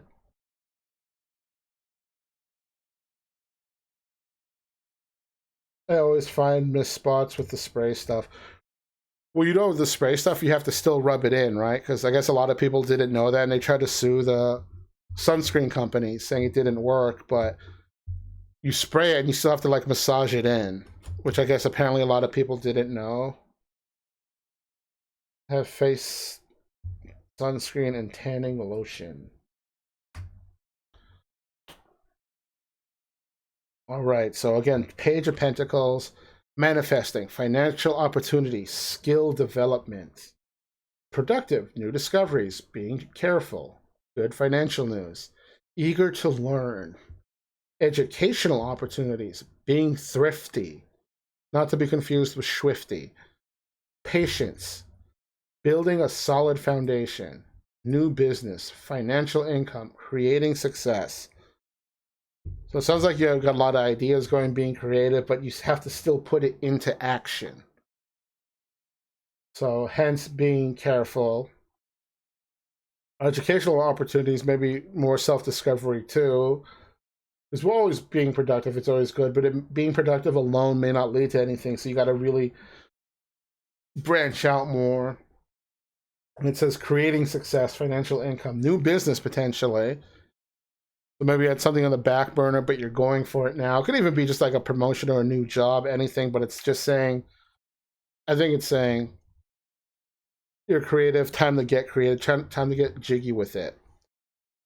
Time to really just be mindful and making the skills and learning and put them to good use. Don't take stuff for granted and grow and expand. We're going to get to the second card, which is played upside down. It's referred to as the obstacle, maybe something blocking your path. Who knows? But we get 10 of Pentacles, and we have a Sheltie or Sheltie dog. And again, that will be played upside down. Go to 10. Let's see. 10 of Pentacles. Wealth, long-term success, contributing. Traditions, family connection, comfort, stability, safety, wealth, ancestry, financial security, financial gains, inheritance, community, goal reached. So again, the stepping stone of your success is also community driven as well. It's not truly by yourself, with the support of others, and not just people saying, oh, I support you, you do you, you go, you know, actual more like monetary, emotional support, all types of support. And eventually you'll get to where you want to be, achieving one of your goals. You'll have created with this little midnight empire, but group of community, and also giving back to the community because they helped you along the way, so you feel inspired again to share and just do more with the community. It's like give and take. So goals reached, community inheritance, maybe even just by getting a new job and doing community service for your local community. Go to the soup kitchen. Just volunteering your own time, giving of yourself, but truly giving, not giving like to be seen giving, or you feel like you owe it to somebody. It's like because you want to, out of more gratitude and just sharing the good vibes. But that's what it means normally. But I completely forgot we got it upside down. So let's look at that, because I lost track. So this card will actually mean in this instance, family issues, financial loss, lack of motivation, issues with inheritance, issues with issues with the government, oh dear, restructuring finances, keep trying. So forgot that this card was in reverse, because this is actually a very good warning, or something to keep in mind, I should say, is because you're pursuing this stuff, there's going to be these natural risks, and hopefully you're pursuing it out of good vibes, not to say prove a point. I hope you're not doing. 1 second, I got to drink water.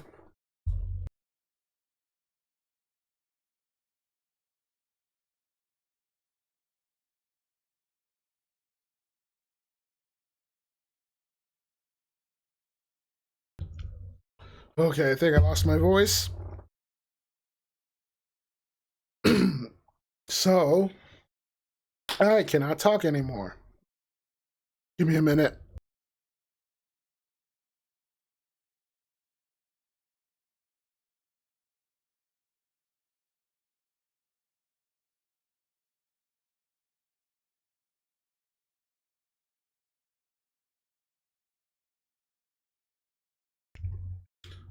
Okay, I think my voice is like half dead. But let's try to get through this. So, lack of motivation, maybe you're not growing as much as you want or expanding, or you feel like you're putting in the work, you're doing hard, you're trying hard, but this may sound sad in the end, not enough. But maybe that's why it says lack of motivation, because you feel stuck. It also says keep trying because you're chasing this dream of yours, maybe, or you really want to do something, set your mind to something, and you want to complete it, see it through no matter what, but it's not really going anywhere, and then it's like you're fighting the resistance instead of going with the flow, or maybe finding something more fulfilling or more naturally coming to you. It's almost like a sense of stubbornness, but again, it could be on so many different levels. So physical, emotional, could be whatever, but it's this restructuring finances, lack of or financial loss. So maybe you're putting a lot of money into these things you want to do, but again, it's not paying dividends. So it's like you're almost like you're bleeding money, and then you have to manage it better.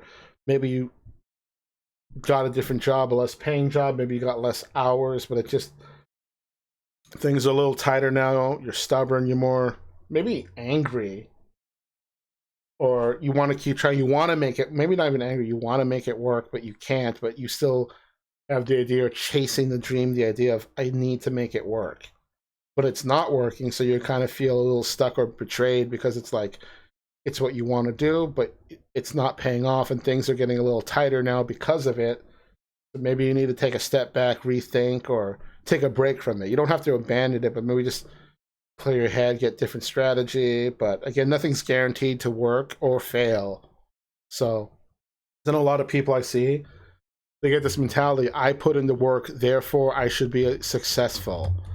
And putting in the work is only like maybe a third or half of it, because you can put a lot of work and training and studying and whatever into something, but at the end of the day, if it's not being perceived well by the world, or it's not resonating with people, I should say, if it's something you want to resonate with people, people put in like their whole lives, or some people put so much hard work into learning artwork, but their style, nothing, or their skill never improves. And then they get dumbfounded, they get discouraged, they get sad because, like, I don't get it, I'm putting in the work. I'm like, okay, you're putting in the work, but you're not learning anything. You're just constantly, say, like doing the same thing, almost like copy and pasting the same thing. So, of course, you're never going to improve or do more because you're repeating the exact same things, but you're expecting a different outcome down the road. But again, this is just a warning card of an idea of, hey, keep this in mind. These things might be keeping you back, holding you down. But we have 3 more cards to go, so don't worry. The third card is going to represent positive influences, and we get the King of Pentacles, which is funny because it's also the Emperor Penguin. Let me click that. If it wants to load. Please load. So I haven't been reading chat too much. Let's see. There is oatmeal paste, except for oatmeal with little chicken pox. Was literally copy and pasting something when you said copy and pasting. Oh dear. All right, King of Pentacles. Wealth, security, and being stubborn. Progress, practical, satisfied, content, wealth, success, hard work, achievement, leadership. So maybe through those woes, heeding the warnings, getting through the tough times, you found a breakthrough and got through it, and now You brought some of your ideas to life and they're bearing fruit. And you completed a goal and maybe got to where you want to be, or just, good stuff, better job, better financial situation, whatever. But now you're also more stubborn because you're like, well, this worked for me before. I'm going to keep doing it my way or the highway. Which I guess there's nothing wrong. If it's not broken, you don't fix it. But just, I would say be stubborn. Or maybe the stubborn is more translating to having tenacity. And you're so tenacious on that dream, even though it was failing for a while, but you eventually made it work or got like the big breakthrough you needed. Or maybe you abandoned it, took a break, and decided to do something else. And that other thing bared the fruit. But anyway, you got progress, you got a little more financial stability, so you're going to feel better. Card talks about leadership, so maybe now, in turn, you can show people, hey, I persevered through this, so now you can be a little source of inspiration for people going through hard times. But again, nothing's a guarantee, but at least with this going forward, it's looking pretty good. And maybe you got over the biggest hurdle. So we're going to go to the fourth card, which is the near future. So we're going to just fast forward just a little bit. And we get the King of Swords, which is a whale shark. Pretty big, look at that. So let me go to Swords, and we will go to King. Haven't gotten this one yet today, so always pretty cool. Once it loads, of course. Okay, King of Swords, intelligence, truth, and power. Rational, balanced, innovative, cooperation, strength, committed, clarity. So maybe now, being in a better place, things looking up and just everything's for the better. Your intelligence, wiser, wisdom, more perception and stuff. You see the truth. You see clearly now, like the song, I can see clearly now. It talks about power. Power could be influence. It could be wealth and power. It could be powerful resilience or mental state. But I like how it talks about being balanced and rational and innovative. So it's like you just leveled up more, which is always a good thing.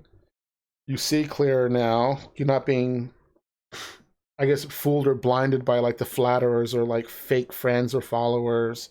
Hopefully this suggests, though, you also made real bonds and real friendships. So not the kind that people say, oh yeah, I have so many friends, or like Facebook friends, or I have X amount of viewers. I'm talking real connection friends. Like real life, long term, for real friends, not just acquaintances. Like people who can lean on you, you can lean on them. Their joy is your joy, their pain is your pain, and vice versa. So pretty good. And then we're going to get to the fifth card, which is the long-term results, or the far future, whatever you want to call it. And we got Queen of Swords. And we have a Shetland pony. Haven't seen that one yet, so always cool. Let's load it up and see what it is. If it wants to load. Queen of Swords, independent, fair, and direct. Alone, determined, helpful guidance, unbiased, intelligent, great communication. I think it talks about being alone and independent, so maybe you work better being like a hermit or on your own rather than in a group setting. You're still determined to achieve your hopes and dreams and goals, so maybe this one is more like a personal training arc in like an anime or like Dragon Ball Z or something. You gotta go alone and train in a hyperbolic time chamber or something. I like how it says helpful guidance, because now you can guide people and share your experiences with them and hopefully tell people, hey, these things, I made these mistakes, or these things caused me a lot of suffering in the past. I noticed you might be going through. Here's a cool way how I either got through it or avoided it. So again, a sense of inspiration maybe. Unbiased, and again the card talks about intelligence, and so did the other one. So you're just much smarter now. Your wits about you, because you're great at communication. So now you can communicate maybe your feelings or what you mean better, and not just by communicating word face value. Because whenever people hear communicating, they think, oh, you just talk good. But communicating is more also conveying your feelings and understandings to someone, more so than the actual words used. But now you have a little better balance of that. So you just people, I guess, understand you more now too, and then you communicate better, and they understand you more, so things are a lot more clearer.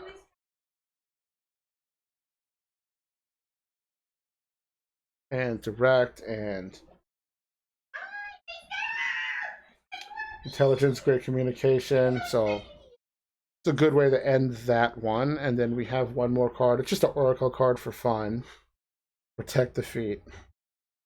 But, oracle card, a little bonus. Just act something small and extra, and we get Tiresias. Tiresias. I don't know, but it represents wisdom, and he's got some cool snakes. So he's like a snake charmer. Pretty cool.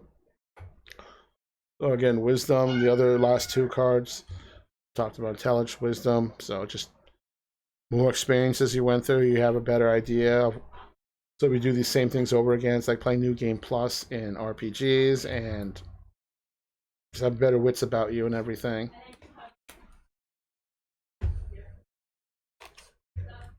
So hopefully that was cool, and I think we got one more. I'm just gonna shuffle the decks real quick. There's an incoming ad, so we will wait a minute for those that pass by.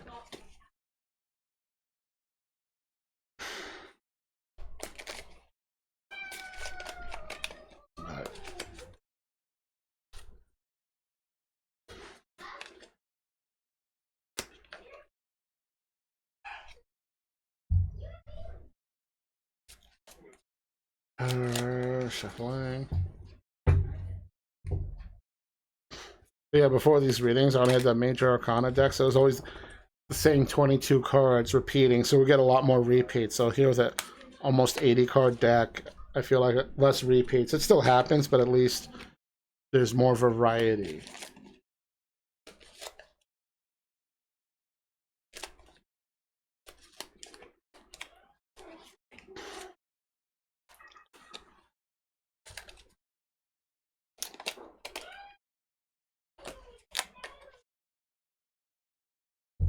Right, almost ready.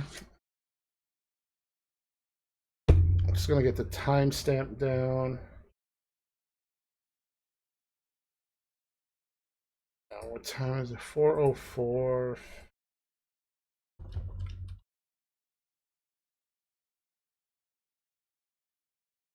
Let's see, 4:04. We'll just say 4:05 even.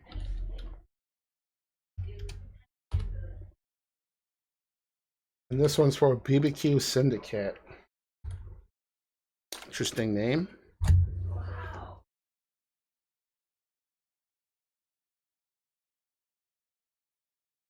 All right, first card we get is the Six of Pentacles. Have not gone this one today. The hell is this? Yellow-footed rock wallaby. That is quite the name. And 1 second.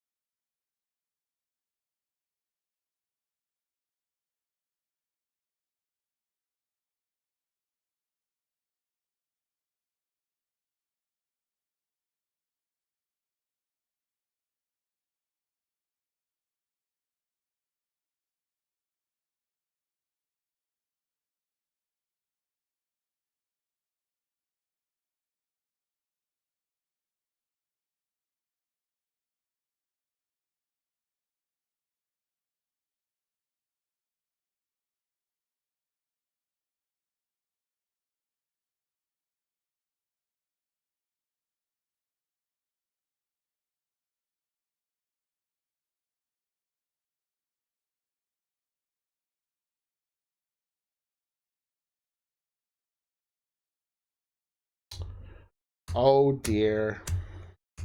Well, I got to say that all over again now, don't I? Thank you for that. Yeah, it is Pandarian music. Or Mr. Pandaria. Alright, let's go back. We got the Six of Pentacles featuring the yellow-footed rock wallaby. And the card means sharing the wealth, generous giving, receiving, adding value, promotion, prosperity, grateful, getting paid, gifts, sharing talent, managing money, and helping others. A lot of giving yourself, a lot of charity, a lot of community stuff here, but also you're receiving too. So it's not just you completely giving of yourself, but like a balance, almost like the Temperance card. But so yeah, with this, it's just like, hey, you've been through a lot. You might have remembered you went through some tough times. Maybe you remember the kindness you received. People helped you out. So maybe you're like, hey, maybe I want to help out people. Not in a return thing, but just more grateful gratitude. Like you actually want to give of yourself. And there's more things to give and take than just money. You know, the card itself suggests money, but it also says sharing talents. You can give of yourself in other ways. So like people who do music could write or sing a song for someone. Uh, Visual artists or whatever people do paintings and stuff can draw a picture for someone. It could be lending a hand, helping hand, you know, literally anything. I think the good thing in here is you're doing the adding value part because you're doing something for somebody. So it's almost win-win. You're giving of yourself, doing something good for someone that will remember that. It's like a community growing thing or showing that you just naturally care and none of it's like forced. And also at the end of the day, you're making sure your day job, whatever your source of income is, you're getting the money, you're getting paid, you're not getting stiffed on anything. So you're getting supplied. And maybe you just feel the need to give a little bit of that back to the like community or friends and family and such. But we still have 4 more cards, so there's always plenty more for this story. All right, the second card that I do play in reverse, which is the obstacle, so maybe a warning or something to keep an eye out for, or used against you, or something you need to overcome, maybe. But we get 4 Pentacles featuring a fox, regular fox. So let's open that up and see what lies ahead. Did I get this one today? I don't remember. But anyway, 4 Pentacles, saving money, security, and control. But this is going to be in reverse, so it's going to lead to greed, fear of financial loss, careless, loss of money, fear of failure, overspending, money problems, unsatisfied, protecting your investments. So this one, it's saying, oh dear, the money's gone to his head. Or maybe you lost some money, or maybe you've been spending more, or maybe not managing your finances as good, and now you feel tighter, but also more afraid because it's like, it's almost like you're in survival mode now. Maybe the job isn't paying as much, maybe your source of income has went away or whatever, but and then your fear of failing, so you overcompensate by overspending and almost like you're letting your money determine your value as a person, or your wealth determines your value in society or something. So you're more cautious, but you're also afraid, but also by being afraid, you're making more foolish decisions and having problems and being unsatisfied. And you're trying to basically cling and hold on to whatever you have left.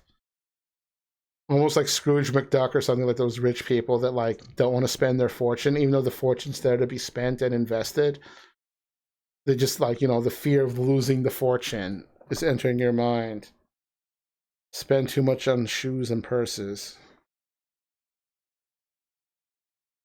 You only need like 2 purses, but that's just a personal opinion, but I don't have any, so I get 1 wallet and I wear it until it disintegrates, or I use it, I say, until it disintegrates. All right, so maybe that's a warning, heating, keep an eye out, don't let stuff go to your head. The third card's going to be positive influences. And we get the 3 of Wands, and we've seen this snake before today, and I believe it's a very good contributing card, but let me just pull it up again real quick. 3 of Wands.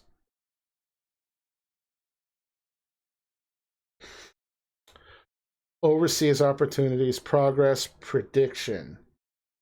New opportunities suggest setting goals, new ideas, news coming, good advice, ships coming in. Always think that one's funny. Travel, hopeful, future visions, expansion. So maybe that you plotted and planned better with your finances, got over those hurdles of the fear and all that. You're in a better place now. You're making forward momentum and progress. Your predictions and visions are becoming clearer because before, like, maybe you went into something new completely blind, but now you kind of see everything more. You're like high up perched on a mountain. So you're just perched up. You can see more, I guess. Travel's in your future. Kind of funny. Expansion, so you're growing as a person, both physically, mentally, you name it. Just, ships coming in, which is a good thing. Always a good thing. Good advice.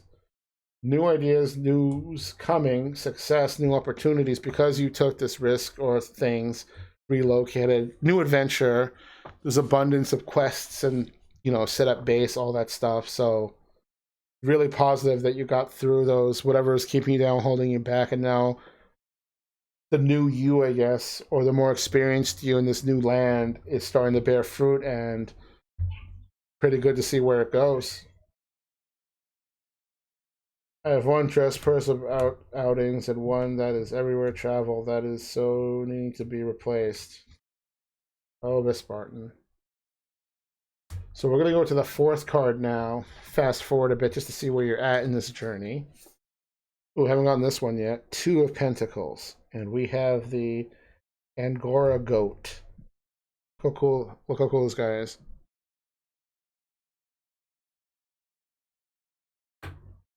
So let us go to Two of Pentacles and see what's up with that. Assuming it loads. Two of Pentacles. Priorities, time management, adaptable. Seas of change, possibilities. You have all that you need. Juggling a lot of things and multitasking. Lots of facts, like Snapple facts. Need to be flexible. Juggling finances. Did I say that right? No. Juggling finances. Feeling pulled in many directions. So maybe you're wanted or needed everywhere, and everyone's like, hey, talk to me, help me, or me. And you're like, I can only give my attention to like one thing at a time. Lots of responsibilities. Needs to make a decision. The ship is coming in. Time to make a decision. Stop juggling everything. Finding stability. Juggling two worlds. So, yikes, this one's pretty freaking deep. You're multitasking. You're everywhere at once. Ships coming in, so it's time for travel and leave. Maybe you're trying to please everyone and give everyone your undivided attention, but it's just too much. There could be like an online version of you, or in-person version of you, or living like a double life or something. So it's like just saying, it's cool that you're doing all the things. You have what you need, but at the same time, it's like you got to prioritize, you got to go with the flow, but you're trying to uphold multiple things, or not necessarily charades, but like you're just, or not really acts either, or could be though, but like you're trying to, I don't know, it's like people pleasing or please everyone, or trying to get all the things done and hopes and dreams and all your goals done at once at the same time. But realistically, that's going to divide your attention, but you're trying to find a balance of doing all the things and giving everyone your attention and all that, but at some point you got to be like, okay, I just need to do this in order and prioritize and do things, I guess, assuming you're multitasking, getting burnt out, like do something one at a time, get things done. And you don't want your whole life to flash before your eyes saying like your end life achievement, I juggled and multitasked the hell out of everything. And now it's like you almost, and the card has a guy like almost juggling, trying to find some stability, a perfect balance of how much divided or multitasking you can do and how much synchronizing. Just getting, I guess, all your shit together and organized is the big thing. But it's not because you're lacking or short of, or like say poverty or something. It's more like you have so many things going on that you gotta focus, I guess, in a way, like a laser beam. But we do have one more card to wrap up this story with that will help maybe shed some light and see how it all turns out. And we get the High Priestess. Oh, this is an awesome one. And we have a cheetah cub, or a baby cheetah. What a very, very, very amazing card, because this one talks about like secrets, intuition, inner knowing. But let me quickly pull it up. Intuition, spiritual knowing and knowledge, subconscious. Intuition, secrets, trusting your inner knowing, look within, subconscious, past conditioning, occult knowledge, advice, meditation, celibacy, emotional control, and listening to your heart. So a lot of like maybe spiritual or non-physical things with this card. I think that's cool with all the so many, new location, new world, mastering your stuff, being sought out by everyone, juggling, multitasking like a motherfucker, and all the good stuff. Now it's like, okay, to look within more, trust your instincts and guts, and maybe if you have a hard time making decisions, you don't even think about it like, oh, money this time, that. You're just like, you go with the flow more. You already instinctively know what you want or should be doing. You question yourself less now, or second guessing yourself less. Talks about the subconscious and past conditioning, so maybe emotional baggage or something keeping you down, and you're like, I'm getting rid of this. I'm taking out the trash. And you empty your bag of emotional baggage that you've been carrying with you this whole time, and naturally you're going to feel a lot freer. Talks about subconscious, so maybe subconscious awareness, or just more things are coming to light and you're just vibing with everything more. Talks about emotional control. Maybe not sure about that one, but trying to see how to apply it. Maybe you suffered a lot, went through a lot, emotional roller coaster, but now you're getting a handle on it and calming down and not panicking as much. But I'd like to all look within, secrets and intuition, inner knowing and knowledge, because maybe something sparked in you that created a change. And, well, even before leading up, you're in a better place now. And you're totally vibing, and you're just like, I guess, a new you. Maybe not physically, but more metaphorically or emotionally or mentally or spiritually, a new you. And you're vibing with it, you're owning it. You're not going out of your way to, like, say, put on the act that you changed. You just happen to change, and people see and feel that in a good way. And again, that could lead to naturally inspiring others, or people could maybe come to you for certain things that maybe their other friends or people don't know, or maybe iffy subjects or topics that other people are not comfortable with. You are. So you also become somewhat of a beacon of, come to me, I will listen. But I will also tell you what I have to say, or what my 2 cents are on the topic, if you will. So very interesting, moving, new ideas, very stressful beginning. And then you're overabundance with wealth and people. Well, not wealth, but like abundance, but you just have so many things going on. It's like, okay, I got to focus like a laser beam now. What do I want to do? Because you can do all the things.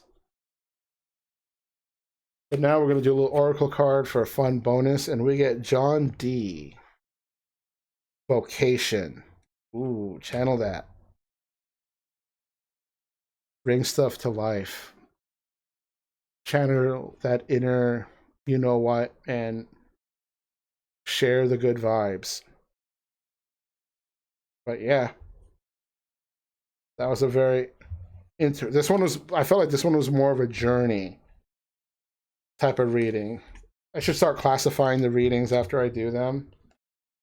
No, this one was about like, turmoil. This one was like overcoming yourself. This one was about that. That one's about this. But this final one was just more like this journey. And that card that talked about you had too many things going on, I felt like it was like an RPG or like World of Warcraft or EverQuest or Final Fantasy, whatever. You went to a new town.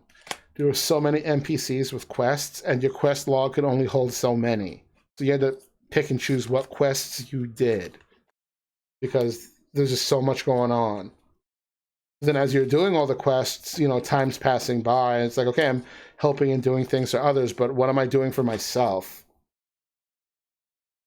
And it could also be a vicious dopamine cycle of completing quests and getting rewards.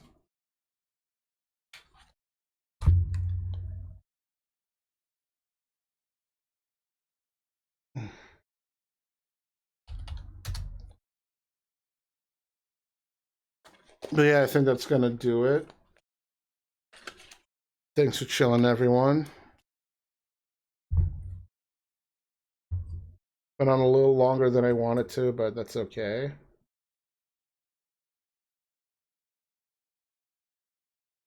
Where is the ending soon screen? Ending. Yeah, I was only planning to go for maybe 2 hours, but this stuff just takes time. Discussions and all topics, reading, sharing. Quickly pack this up. Shuffle it because I'm paranoid.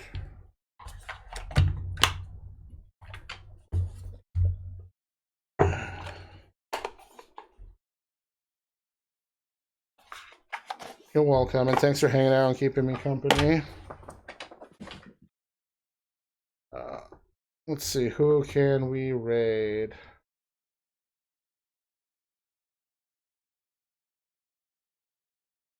Okay, target acquired. Set up the raid.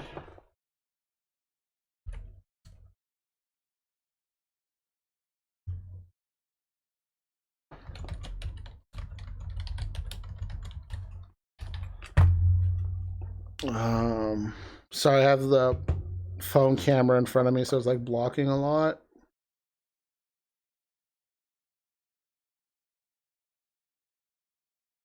All right, take care, everyone, and thanks for chilling.